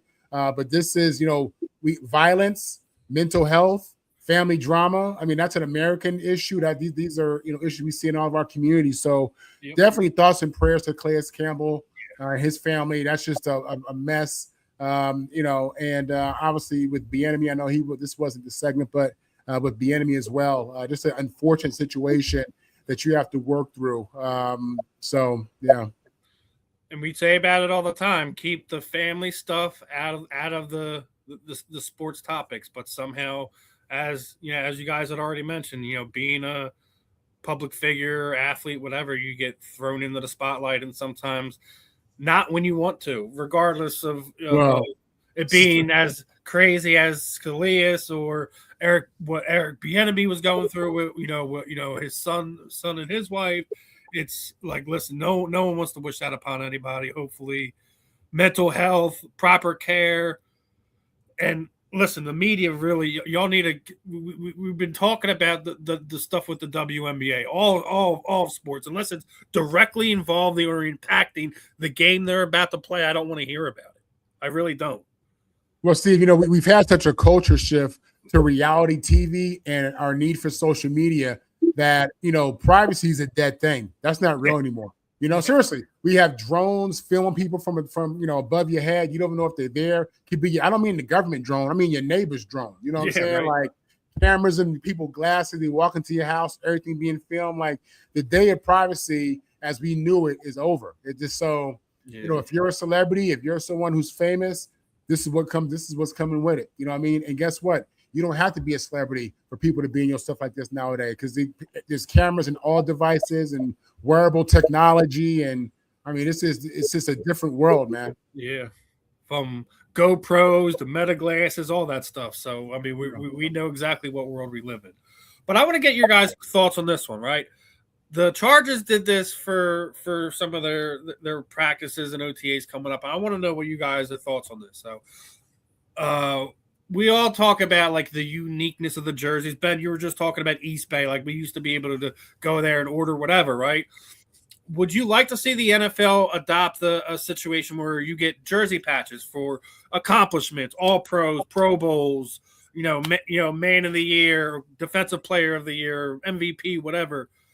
We talk about making things unique for the fans. I think that's something that you can add to these things to make, not just the player, but whoever, whether it be FanDuel, Fanatics, wherever you happen to go get your jerseys or your team sports apparel stuff, to have stuff like that to be able to so we're just talking about Calais Campbell. He's Walter Payton, man of the year, 3-time all pro. He should be able to line all his stuff up. And when you buy those jerseys, they're available for fans to have those jerseys. I think that would be something the NFL should look into. What are your thoughts, Marvin? Yeah, I like it for two reasons. One, the players will be able to make more money off of that, because they're going to tie that into we'll put your all pro thing here. And under there, we can put, your Twitter handle, or we can put, a store that you're going to be marketing or whatever, doing promo for under something like that. The players make money, and I'm all for that as they find all these new revenue streams in the digital world. The other thing that I like about it is, I have a family full of military, and what I see are essentially medals on the jerseys of the players. So I look at it like, how military has medals on their stuff. it's the same kind of thing. I think that's hard. I like that. You know what I'm saying? I do. And listen, as the NFL and the NFLPA are looking for new revenue streams, and we're in the digital world, you're going to see we're going to see more and more of these marketing type opportunities. The NFL is looking to reinvent itself constantly. They just said they're going global, and no, but I like it though. I think it would be a great addition to the game. I think something like that. We're evolving in the right direction. I just seen our good old boy Bo in my TikTok chat. He was like, NASCAR uniforms loading, LOL. NASCAR is definitely a way different one, but I think the NFL that would be really smart for both of the things that you just mentioned there, Marvin. What are your thoughts, Ben? Yeah, I like it. I mean, specialty jerseys, and number one, it's hard to accomplish these things. Defensive player of the year, offensive player of the year, and now I don't know how they would do with the Pro Bowl. Like, they do Pro Bowler or one-time Pro, but these things are prestigious. But it's so many things now, because now you got Pro Bowls, you got All Pros, you got Super Bowls, you got defensive, offensive player of the year. You also got top 100. Where you rank with that, but I also. It shows a level of appreciation to these players, because sometimes we forget. Like we was talking earlier about the dual threat. When I go Ward Dunn, and I say, "Well, he had 10,000." Like, for real, it's like we forget. Some of these players were incredible, and it's a way to. It's another. That's the jersey you want in your crib, for real. Like, yeah, man, that joker was. I'm looking at Khalil Mack. I forgot that Khalil Mack was defensive player of the year. Dude played at Buffalo in college. 5th overall pick. So, yeah, I definitely think you do it for so many reasons. And, hey, man, a person who would have loved to have done this when he played was Terrell Owens. Remember when Terrell Owens had on the jacket? It had all his stats and stuff on the back. But it's respect. It's honoring these players for what they've done, why they doing it. And, yeah, I like it. Because think about that. You come on a team and you in the practice, this dude got patches everywhere. I mean, Tom Brady would have had patches all over his freaking jersey. But sometimes you have to be reminded too. Sometimes hey man, it's hard to make it to the league. It's even harder to stand out. You talk about players of the year, you talk about Pro Bowl, you talk about All Pros. I mean, yeah, I like it. I'm for it.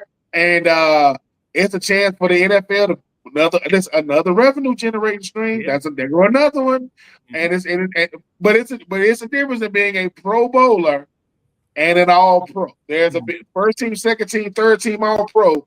Is nothing wrong with being a Pro Bowler now, but Pro Bowls they can make it down to like the 14th alternate. Now you can have a dude going to the Pro Bowl that threw for 2,500 yards and 20 touchdowns because ain't nobody want to go, especially now. With the Pro Bowl games and playing hopscotch and playing tag and whatever they do now. I don't even know what they do anymore. But yes, I'm a fan of the patch, especially on the practice jersey. Like, because that's where you earn them stripes, man. You got them youngins running up to you like, hey man, Calais Campbell, man, you about to be 40 years old. Yeah, but I also got 100 or something. That's first team All Pro right there. What?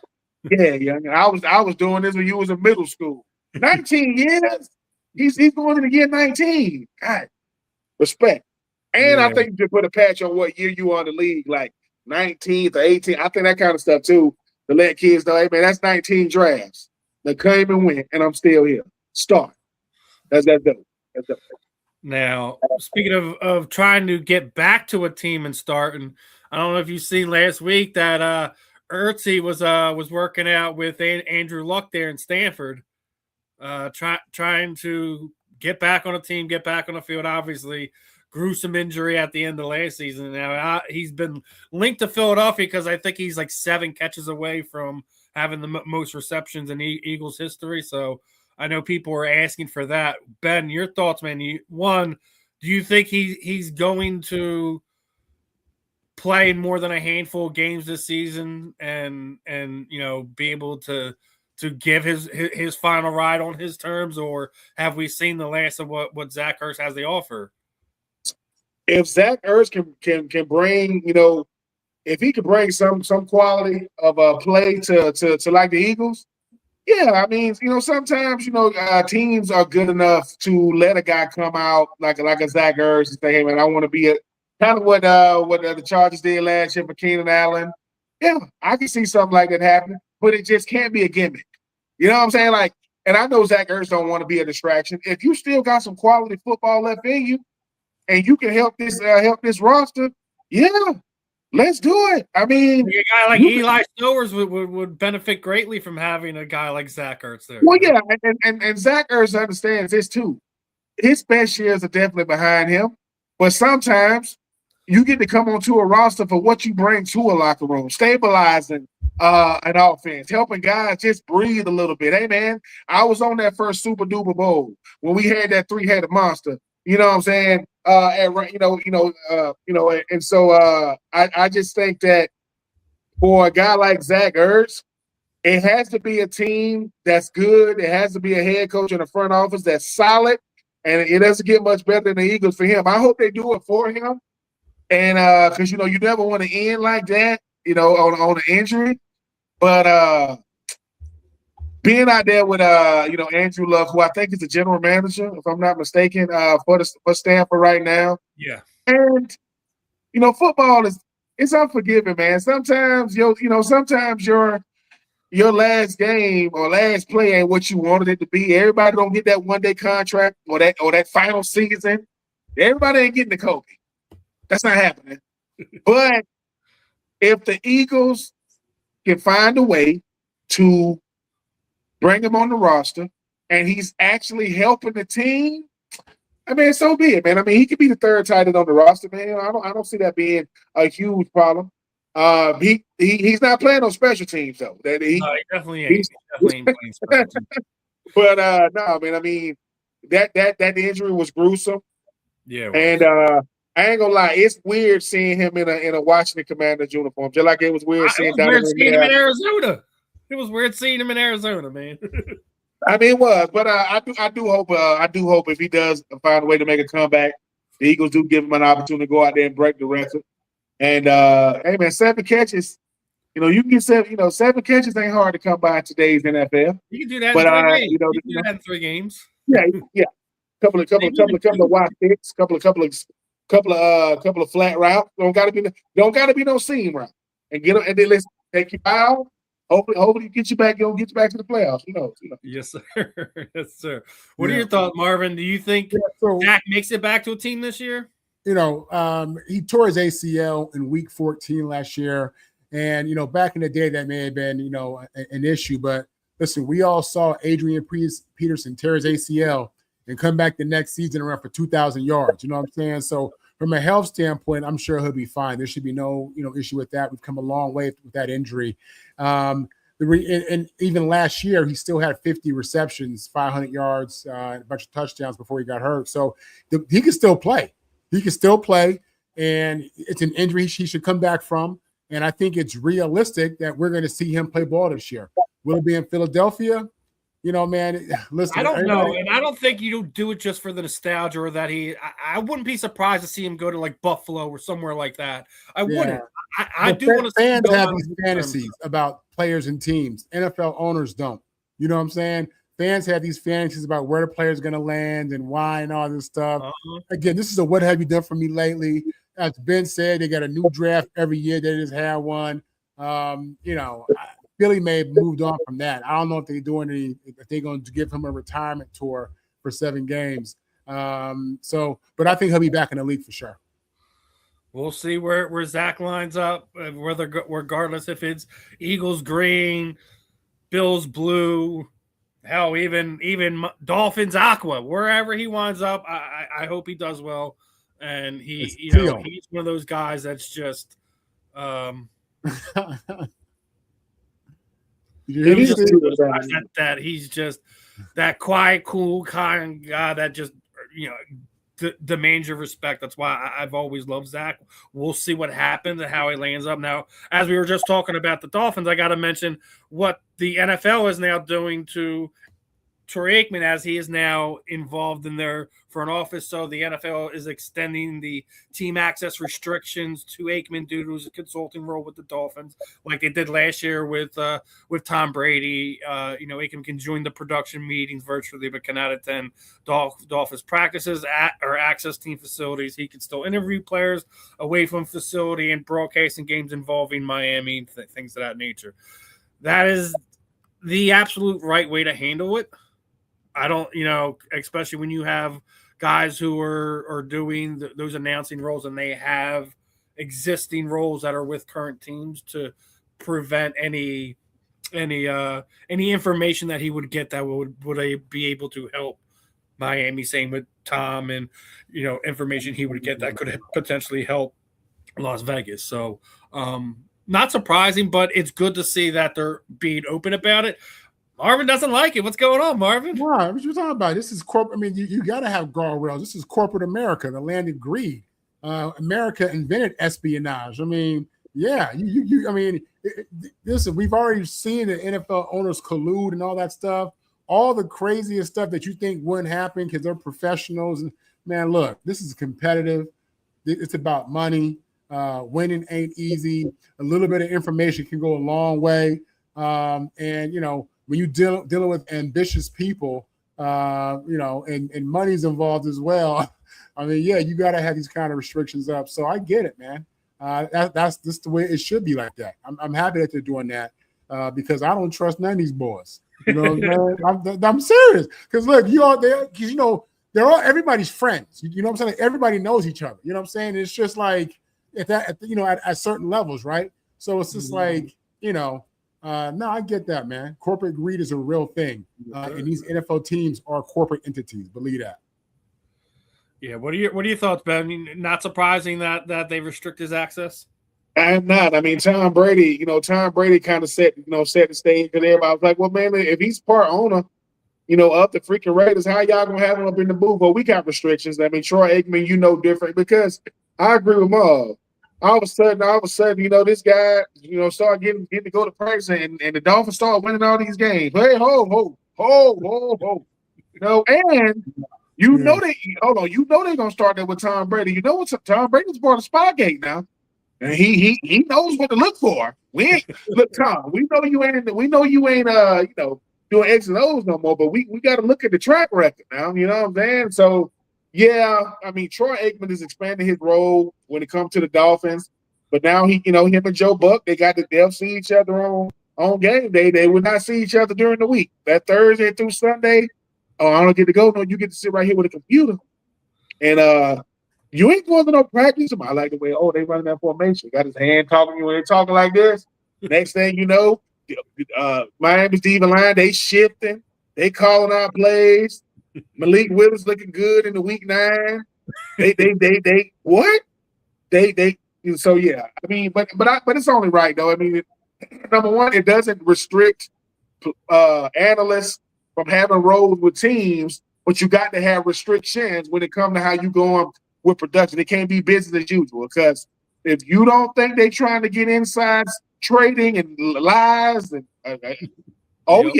these are former players, man. And they trying to get a little every time, man. So yeah, the old saying, if you ain't be trying, right? Yeah, ain't lying. So yeah, but Troy Aikman knew that. Troy Aikman knew once he took the role with the Miami Dolphins how it was going to be as far as like him being in the booth, and then it told him too. Look, keep it strictly about what you saw. Because I'm guessing he only get to be in the production meetings, but virtually. He don't get to be, he don't get to have that access like he did, I guess, like on the practice stuff. So, yeah, it's only right. Yeah, I mean, look, I'm not surprised. I'm happy that they're being openly like, hey, like this is what we're doing. This is why we're doing it. That the public knows that, like Marvin said, there got to be some guardrails, guys. There got to be something. So, obviously, Troy is one of these guys who's been around the game a long time. So it's not surprising that he is in that situation. And, we'll see how it plays out for them. This is his first year actually being in one of those situations where he's working with a team while he's while he's a part of the Fox broadcast. So it's going to be interesting. I don't think there should be anything to worry about as far as Troy goes, but it's something you have to do one way or another. You're going to switch gears here again. We're going to go to something else. Going to talk a little basketball now. Now we're down to the last half hour or so. And hold on. While we live, since we hold on. Breaking news. Oh, there we go. Watch what happened though. Gonna run the go around. Oh, you got him. Oh, get it out. Oh. He's still doing it. I can't believe he's still one-handing it. Hey, you know what's crazy? What's that? What you love about stuff like that is the fans know it. They said the most anticipated one-on-one. When Mitchell was like, listen, I know you. I'm not finna try to bump you. You know, you a bigger dude than me. But I know I got them quick hands. You got quick, I'll let him catch you, get it out. They wow, no, go back to the hub. That's what I do. I don't listen. He said, you know what he told AJ? He said, AJ, you've been a second team All-Pro twice, right? Yeah, I've been a first team All-Pro. You know what I'm saying? Remember the patches? Put that patch right there. That 2-time second team All-Pro. AJ Brown, one of the best receivers, first team All-Pro, year 2. Super Bowl champ. I knew it was going to happen. Now that's I love how the fans went, yeah, no. Go back. Hey, and AJ looking smooth out there with the visor on, though. I like that. Yeah, AJ like does look bad with that visor on. I'm not even going to act like that doesn't look sweet. But he's no longer in Eagles green and white. He's in blue and white there up in New England. But again, as I said, as we're switching gears here, we have retirement news as Russell Westbrook has officially said he's done. He's hanging up the sneakers after, was it 16 seasons? So 18. So let me ask you guys, where does Russ end up on your tier? Is he a Hall of Famer? Is he an all-time greater? How do you see what Russell Westbrook? Let's start off with Marvin. You got to look in his prime. I mean, you look at the first 10, 12 years of his career, probably first 10 maybe. I mean, you're talking about he's on record pace, breaking records and triple doubles, and I mean, he's playing. This guy plays, energy wise at a level that's really. He plays with his hair on fire. He plays with his hair. He really does. And in his prime years, he was absolutely elite. Don't forget, wasn't he league MVP? Yes, sir. He was the MVP of the league one year. So I would have to say he had an overall better career than Allen Iverson, but he's in that mold. If he got momentum on you, he's coming down the court, he's getting a bucket. He's getting a bucket. Yeah, I probably put AI over him, to be honest with you. But no, man, even though he went to UCLA, Russell Westbrook, man, he's a dog, man. It's basketball. You don't have the same hate. It's basketball. Man, listen. This is like Crips and Bloods, dog. Okay, 80 style forever. Is it funny that y'all blue and red too? There you go. We Cardinal, but I feel you, dog. Yeah, man. Russell was one of the best. I mean, in regards to tiers, well, he's first ballot Hall of Fame, no doubt about it. In regards to like tiers, point guards. I mean, he's not the first tier being like Magic and Steph. He's top 10 all time. He's top 10. Top 10 point guard all time? Yeah. But at the back end of 10. He could be 10, he could be 11. Yeah, I could put him at 9, 10, which is no shade. He's the back end of top 10. Yeah, but he was a dog. Yeah. What are your thoughts, Ben? Oh man, Russell Westbrook. I always like to go to Russell Westbrook is part of the prestigious 25,000 points. 10,000 assists. There's only one other guy that's done it. His name is LeBron James. That's it. 25,000 points, 10,000 assists. Right?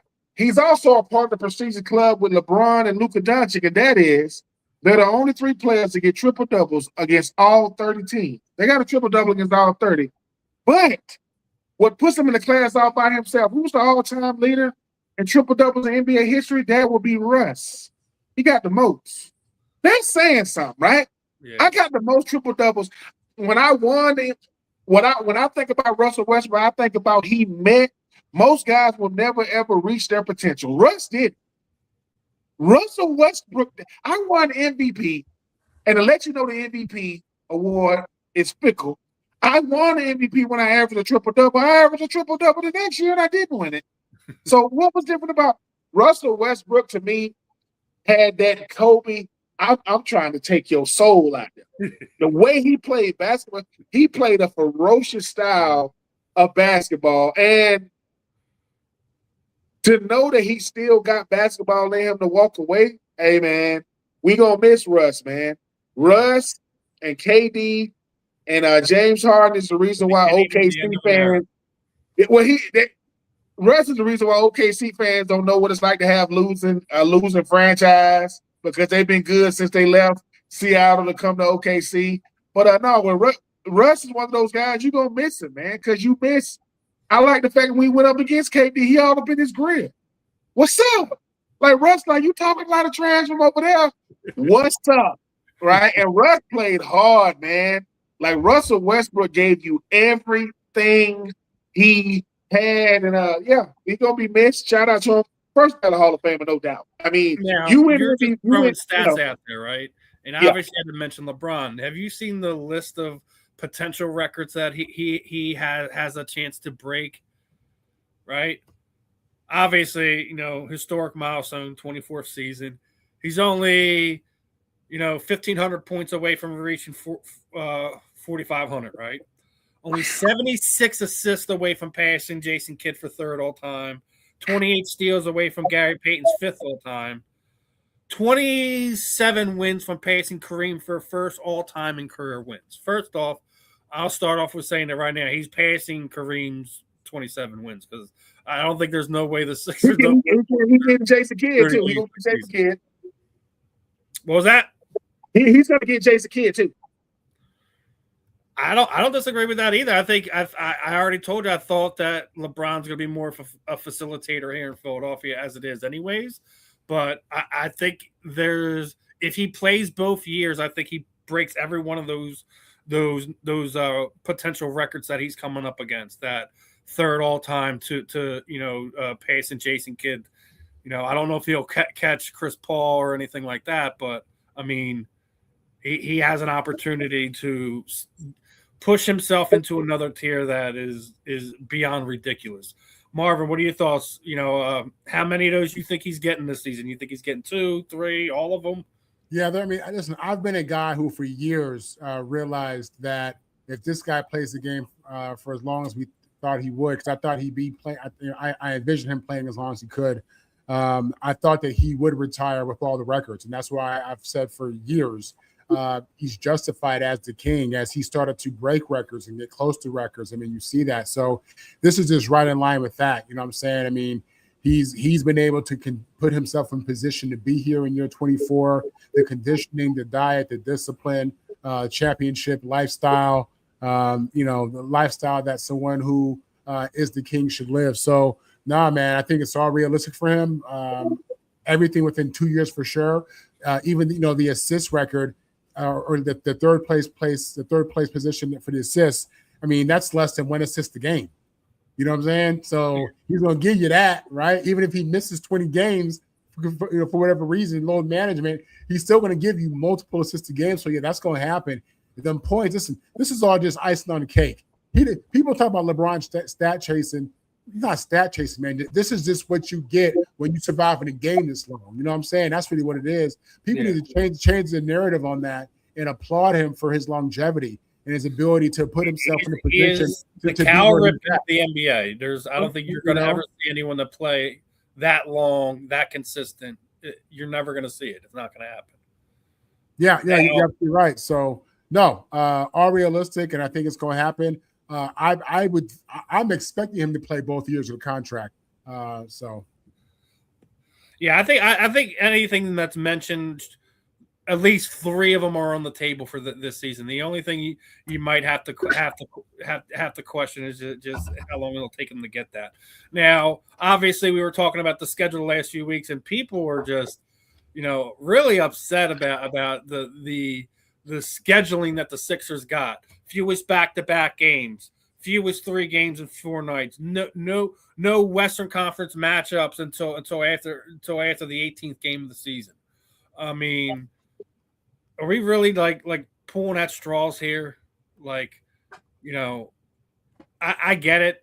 Like, they waited for LeBron to make the scheduling and all that, but to sit there and being like they're being kind of handpicked to they still got to play the games. They still have to be healthy, like regardless of what it looks like on paper. Like, yeah, it does look somewhat favorable. We're talking to a team that has dealt with massive amount of injuries to their their big two or big three over the last 5 years. So we don't, regardless if you don't have the fewest back-to-back games and things of that nature. That's what happens when you get a team that has that star level of player on there. Because what have we been crying about? Oh, well, they do all this load if you have schedules like that, when you have teams that have players that are on it makes more sense to give them that flexibility so the fans can see the actual players play on the court, not to sit there and watch them healing up for having a rough schedule road wise, however that works out. I mean, maybe because we're benefiting it from the season. I'm not the one that's sitting there poo-pooing it, but I mean, at the same time, like, you protect your investment. I don't want LeBron James sitting on the bench because they just played 6 games in a row. I don't want Joel Embiid missing 3 of those games or whatever. Like, we want to see the stars on the court. We don't want them to trim the season down, so you have to make adjustments some way. And I think the Sixers shouldn't be the only one to be able to have these advantages. Whoever has the needle movers that we talk about, the superstars, the people that the fans want to, they should get those type of accommodations so the fans at home can watch them, so the paying fans that are in the stands can watch them. These are how you control the load management type of situation. So I don't have any problem with the way the Sixers schedule worked out. What about your thoughts on this one? Let's start off with Ben. I mean, that's what happened when you got the king, man. That's leverage. What? So you telling me we're gonna win? Listen, the Sixers get the benefit because he went to the Sixers. They would have did this had he went to the Miami. They would have did this had he went to Golden State. They would have did this had he went to Cleveland. No, he went to the Sixers. And if you don't like it, beat them. If you don't like it, don't watch. Oh, that's right. Probably gonna be hard to beat him, and you're definitely gonna be watching because, like I say, LeBron James makes you stand up and watch. The least we can do for the face of the league he is still the face of the NBA. That's nothing against, that's nothing against like women, those guys, and SBA and those guys. It's still Bron. It is still Bron. So I'm not surprised. Philadelphians was already gonna be hard to deal with. Oh my God. If you live anywhere near Philly and you see somebody with a 23 on, oh, you a LeBron fan? What? They're gonna get the cussing. What you mean? It's gonna. No, I respect it. I'm gonna keep going back to what Marv said. Yeah, LeBron ain't the GOAT. He the king. I mean, he's the king. And if you've never been around royalty, you don't know how to act. Well, the NBA know how to act. Adam Silver know how to act. He ain't doing it till 18 games of the season. You don't got to like it. That's what's going on. LeBron, and now paparazzi got to move from LA to Philly. I mean, him and Savannah coming out of restaurants. You know what I'm saying? The paparazzi there. Hey man, shout out to LeBron. You know, he gonna get them records because he want to be able to say, hey man, I want my name tops all that stuff. But yeah, he the king, and if you've never been king, which most of us will not, it's just a phrase. You don't know about getting the king's treatment. This is the NBA's version of the king's treatment. Right. It is in multiple different ways, and like I told you, we're talking about how it's already started here in Philadelphia. You already got the LeBron James tattoos coming out, right? We are now on mural number 2. Listen, love him, hate him, indifferent. It is what it is. He is the face of the NBA. Like it, love it, loathe it, whatever it is. But this consistent whining about it is just, I already told you the circuses was the only thing I was going to have a problem with it, and it's already getting under my skin. It really is. I can't. Marvin, what are your thoughts on this? You think I think LeBron's good. Five babies around the league need to just STFU? I think LeBron James is good for business. David Silver already told you that he was waiting on his schedule for LeBron, as Bennett said. We just talked about people at the highest level colluding and getting together. You don't think that Silver said to LeBron, we'd love to have you back for another year. And if you come back wherever you go, we'll try to make it. We'll try to accommodate you with the schedule. Of course, that conversation was had between him and his agent, or whoever it may be. You know what I'm saying? Of course. And that's smart of David Silver to do. That's smart. That's good business. You know what I'm saying? Because as you said, Steve, he still moves the needle in a way we haven't seen. He reminds me of Pele and Muhammad Ali in that sense. You know who he is? He reminds me of a king. You know what I'm saying? And that's what he is. So yeah, it makes perfect sense, man, that they did this. It's intentional, and I applaud him as a businessman and a sports fan. Yeah, the people who complain are just fans of other teams. And listen, with LeBron James, you fall into one or two categories: either you love him or you love to hate him. That's how polarizing he is. Okay, dude, very few people are indifferent. I've lost count how many times I've had arguments on Instagram or TikTok because everyone's like, they just love to run him down, and we talk about it all the time. But they've made him the villain. You know, in America, it's like to some people he's a good guy, to some guy he's a villain. That's really how it is with LeBron. It's crazy. You know what I'm saying? When I see LeBron, all I see is success. You know what I mean? And just, a guy who raised the bar, a guy who had crazy expectations and exceeded them. Yeah, and he definitely has. And we keep beating on this drum, but don't want to stay on LeBron too long because, obviously there's a lot of stuff going on in the NBA world, right? Shaq wanted to bring something to the equation this week. Obviously he started that dunk league that he's about to kick off, right? And, they sat down with him and talked about like how he would make the WNBA better, and basically said a simple thing: just lower the rim a little bit, slow the rim a little bit, so that the players can dunk. They do it in men's volleyball, right? Women's beach volleyball, where the nets are lower just a little bit. What's the difference with doing that with the NBA? I'm not saying it lower it to 9 feet or 8 feet, just doing it so some of those talented players can, because I think that is. When you're looking at the game as a whole, when we're not disparaging the other nonsense that the WNBA gets involved with, I don't think Shaq's wrong here. I think lowering the rim, couple inches to a foot to allow some of these players to be able to dunk, I think would be amazing. I think it would be good for the brain. I think it'd be good for a lot of the athletes. What are your thoughts on this one, Ben? You think Shaq's spot on here that they lower it a little bit, let the girls dunk?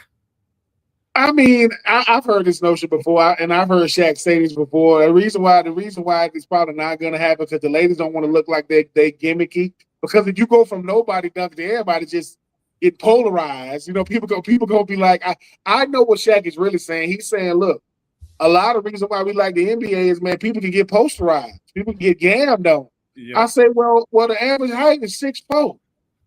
You know what I'm saying?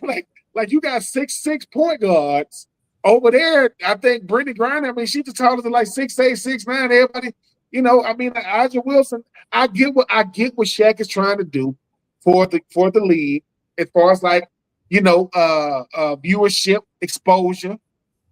But it's like this. You remember back in the day we had our, I didn't have a breakaway rim. I had a friend in the neighborhood that had a breakaway rim. And man, let it down. Let the rim down. Back when you couldn't dunk, then it just became a yam session. It was beautiful out there. But I get what Shaq is trying to do. I really do. But I think for the ladies, they're thinking, look, man, we're getting to the level of exposure that we got to maintain it. We got a leadership problem and a superstar problem as far as pubbing our superstars, but I do understand the premise. If you let it down, here's what Shaq is really saying. What if we lower it and they still can't dunk? They still 9 feet is very high. You know what I'm saying? Like 9.5 feet still is up there. So Shaq was like, well, dang, you know what I'm saying? So I get what Shaq is trying to do, but Shaq is like, well, we lowered a little bit. Well, dude, how many of these ladies are actually touching the rim? Not a lot of them now. Not a lot. Getting a block shot at the same as yamming that thing. So, yeah, now I get what Shaq trying to do, and I love what Shaq is talking about the WNBA. That's bringing more attention to it. But if we let it down, Marvin, Steven, they still doing layups. Well, you know what I'm saying? There was much to do about that. What do you thought, Marvin? Does Shaq have a point here, or is it like what Ben's saying that? Well, when you look at it like this, I mean, the reason why the men can dunk so easily and the women can't, men have more muscle. You know what I'm saying? Their bodies are built differently. So it makes sense. And the dunking is a big part of the game. Don't forget, for as much as this is competitive sports, it's also entertainment. And that's what he's trying to say as well. So, yeah, if you want more girls to dunk, lower the rim. That makes sense. If you want to make it more entertaining, lower the rim so they can dunk, give fans that opportunity to see that. But then you wonder, is it going to hurt the credibility of the game? Women's sports has come up, and they're coming up for sure, but they're still fighting. So they're still fighting to be relevant and to be seen a certain way. Does this change that? Probably not, to be honest with you. If the game can be more exciting, I think people will be into it. I get it. At the end of the day, what Shaq is saying is, don't be afraid to evolve. You've been around. The WNBA has been around for 20 years, whatever it may be. Don't be afraid to say that maybe we got it wrong or maybe we can do it better. Don't be afraid to evolve since the bottom line is getting money in the seats and getting viewers. You know what I mean? The bottom line is the business. This is what's going to bring the business. So I think it'll be a good thing. I think it would be too. I wouldn't be opposed to it. Regardless if they can or can't at that point in time is up to them. I mean, I think anything to get away from the current, PR nonsense that they have to deal with right now would be for the best. Last few minutes as we wrap this one up, and got one more for you. I'm gonna actually got more than one, but we're only gonna have time for one. So, who's a player from your division you're supposed to hate, but you secretly want on your team? That you like, you know what? I hate this mofo, but if he played for us, man, listen, we'd be, championship level, whatever. Who's the one player that you just hated and you would in the back of your mind you would love to see them in your colors? Let me start off with Ben on this one. Well, see, I root for two divisions. One is the AFC South because I played for the Titans, and one is the NFC South, which I played. That me being a Falcons fan, I'm gonna start with the AFC South, and that's easy. I mean, that's Will Anderson Jr. Good God, I wish he played for the Titans. Will Anderson Jr. he's a home wrecker. He's a relationship wrecker. He wrecks everything. This dude, he's the best player on defense, not named Myles Garrett. And I think he's going to be up for Defensive Player of the Year this year. Give me Will Anderson Jr.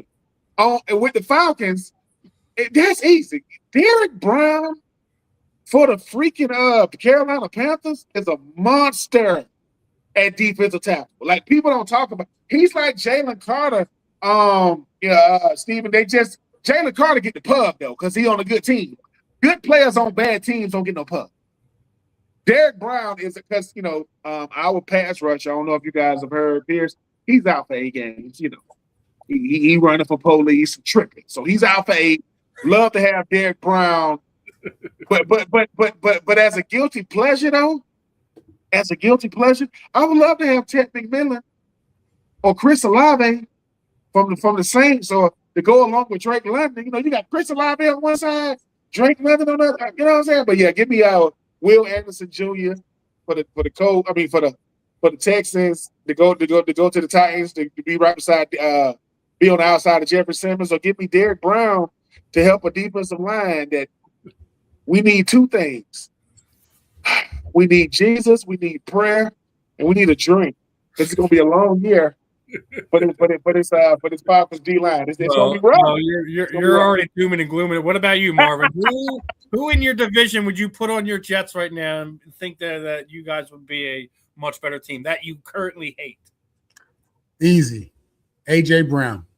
As a Jet fan, growing up as a Jet fan, my pop played for the Jets for 9 years. That They're my second favorite team next to my Trojans. But growing up a Jet fan, we actually have a decent team this year, minus the situation at quarterback, which we don't know which version of Geno we're going to get. Garrett Wilson's the real deal. I like our tight end. I like our backs. If we had an A.J. Brown to line up opposite of Garrett Wilson, oh my God. You know what I'm saying? I don't like his disposition, to be honest with you. I don't like, the whole leaking information and leaving the team and talking junk. I don't like all that. That's not what men should be doing. That's not what, we shouldn't be doing none of that. But the numbers say the boy can play. So give me that. I like that. See, that about Marvin is the numbers say the boy can play. I like that. The numbers still say he's got a 10-cent head too. I love AJ Brown, but he wants his numbers, and I don't know if Drake May really the guy that's just going to specifically give him numbers. He it sounded like this week he was taking the Jalen Hurts approach, and all he cares about is winning. Marv won't Keyshawn Johnson and AJ Brown. That's what he's really saying. I love it. Keyshawn 2026. You know what I'm saying? If you're putting me in a corner, I guess I'm in the same boat. Give me scary Terry McLaurin to put next to Devontae Smith. I think that would be ridiculous. But I mean, there's no one else in the division I can see defensive wise or anything. You won't want CD Lamb or George Pickens? No. You've already. I don't like Dallas that much. There's nobody I like on that team. There's no one I hate, but there's no one I like either. And that I secret. The only thing would be Lamb because he has that relationship. Go ahead. You won't want Quentin Williams. I already got two studs. No. You get to add him to it. Like you still keep Jordan, you still keep Jalen, but you get to add Quentin. When does he play? Quentin Williams. But when does he play then? No, I mean, they can't play every snap. That could be a part of that rotation. Oh, no. Think about it. No. I'm sorry. Jordan will probably have to go to the bench and come off the bench with Nolan Smith, and it'd be Quentin and Jalen Carter. Yeah, no. Quentin, you know what I'm saying? Quentin Williams is nasty good though. That man. That's a 300-something pound man with braces in his mouth. He's throwing the wound over there to Marvin because they got rid of him, and he's like, man, I don't even want to hear this. True. But as we're to the end of it, just wanted to have a fun one to kind of pass off on this one. Another fun one in the book. Final words, parting shots, Marvin. I look forward to these shows, man. It's awesome. You can catch me, Marvin Powell III. Marvin on the mic is my handle on social media. I write and cover sports for Roundtable Sports. You can catch me with USCJ, talking USC football. And, just looking forward to football season, looking forward to Trojan season. Ben. Listen, recently I was at a restaurant with my daughter. Lady comes up to us and she said, what you want? I said, I want chicken wings. He says, boneless or traditional? I said, ma'am, there is no such thing as a boneless chicken wing. That's a chicken strip. That is not a wing.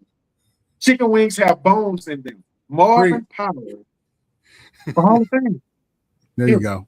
We ain't stopping there. Listen, another fun one in the books. Again, guys, hit the QR code, like, subscribe, follow where you can. Show the love to my great co-hosts here in Marvin and Ben. Make sure you guys are following them on their social platforms, Facebook, X, whatever, Instagram, whatever your particular poison for social media is. Keep showing us some love. Again, guys, we're just inside 3 weeks before we get full-time football again. Marvin's already getting his itches going in, but listen, we're about 2 weeks away from 1,000 football players being cut. That's where we're really at. So enjoy the games that you have. I literally seen a fan that was making fun of fans for paying attention to the preseason game. Like, I'm like, listen, if you want to know how hard the National Football League Diego Pavilla, who was former Vanderbilt quarterback, who was a Heisman Trophy runner-up, didn't even make it to training camp with the Ravens. It's that stiff. It's stiff out there, man. Stiff pickings. And I'm gonna keep on saying this: Marvin Powell for Hall of Fame. And if you've ever played in the National Football League, if you played 1 down or 20 years, you got my respect over here. I don't give respect to the Hall of Famers more than I give respect to the no-namers. I'm giving it to all of them. So we don't do that over here. Hey, true, who you respect? Every last one of them. If you did anybody that wore their shield, that shield. If you got a check, I respect you over here. Period. All right. So what about this one? What about Hacksaw Jim Duggan? I mean, Hacksaw Jim. He played for your Falcons, though. Listen. I respect Hacksaw Jim Duggan for one reason and one reason only. Hacksaw Jim Duggan's record in wrestling is probably 1 in 100. He probably won 1 match, but you don't even remember it. He lost more than he won. But all I remember is the and love Hacksaw Jim Duggan, man. Love. That's back when wrestling was wrestling. You know what I'm saying? And Goldberg also became he also played another Falcon. Played my Falcons. So it's all listen. The funniest thing about a Falcons game is this: you go to a Falcons game, Deion Sanders comes on the big screen, and all the kids go, "Why's the Colorado coach up there?" They don't even know he played for the boys. They don't even know, but he did 4 years. Oh man! So. All right. Another fun one in the books, guys. Appreciate you tuning in. There was some weirdo in the chat. I wasn't even bringing up his comments because it was just nothing vile nonsense coming out of his goddamn mouth. Guys, if you're not going to be respectful in the chat, I will ban you. I do not care. I don't need your views, your likes, your comments when you have nothing constructive to bring to the conversation. I'm going to keep reminding the chat about that. We love y'all. We love everyone who tunes in. When y'all bring constructive, actual comments, things that we could talk about, I love you all even more, but the nonsense will stop. I'm not going to allow it. Other than that, we will be back next week. Got some more fun stuff lined up for everyone. Appreciate everyone's time, but other than that, I'm Steve. That's Ben. That's Marvin. This was another episode of The Fan and the End.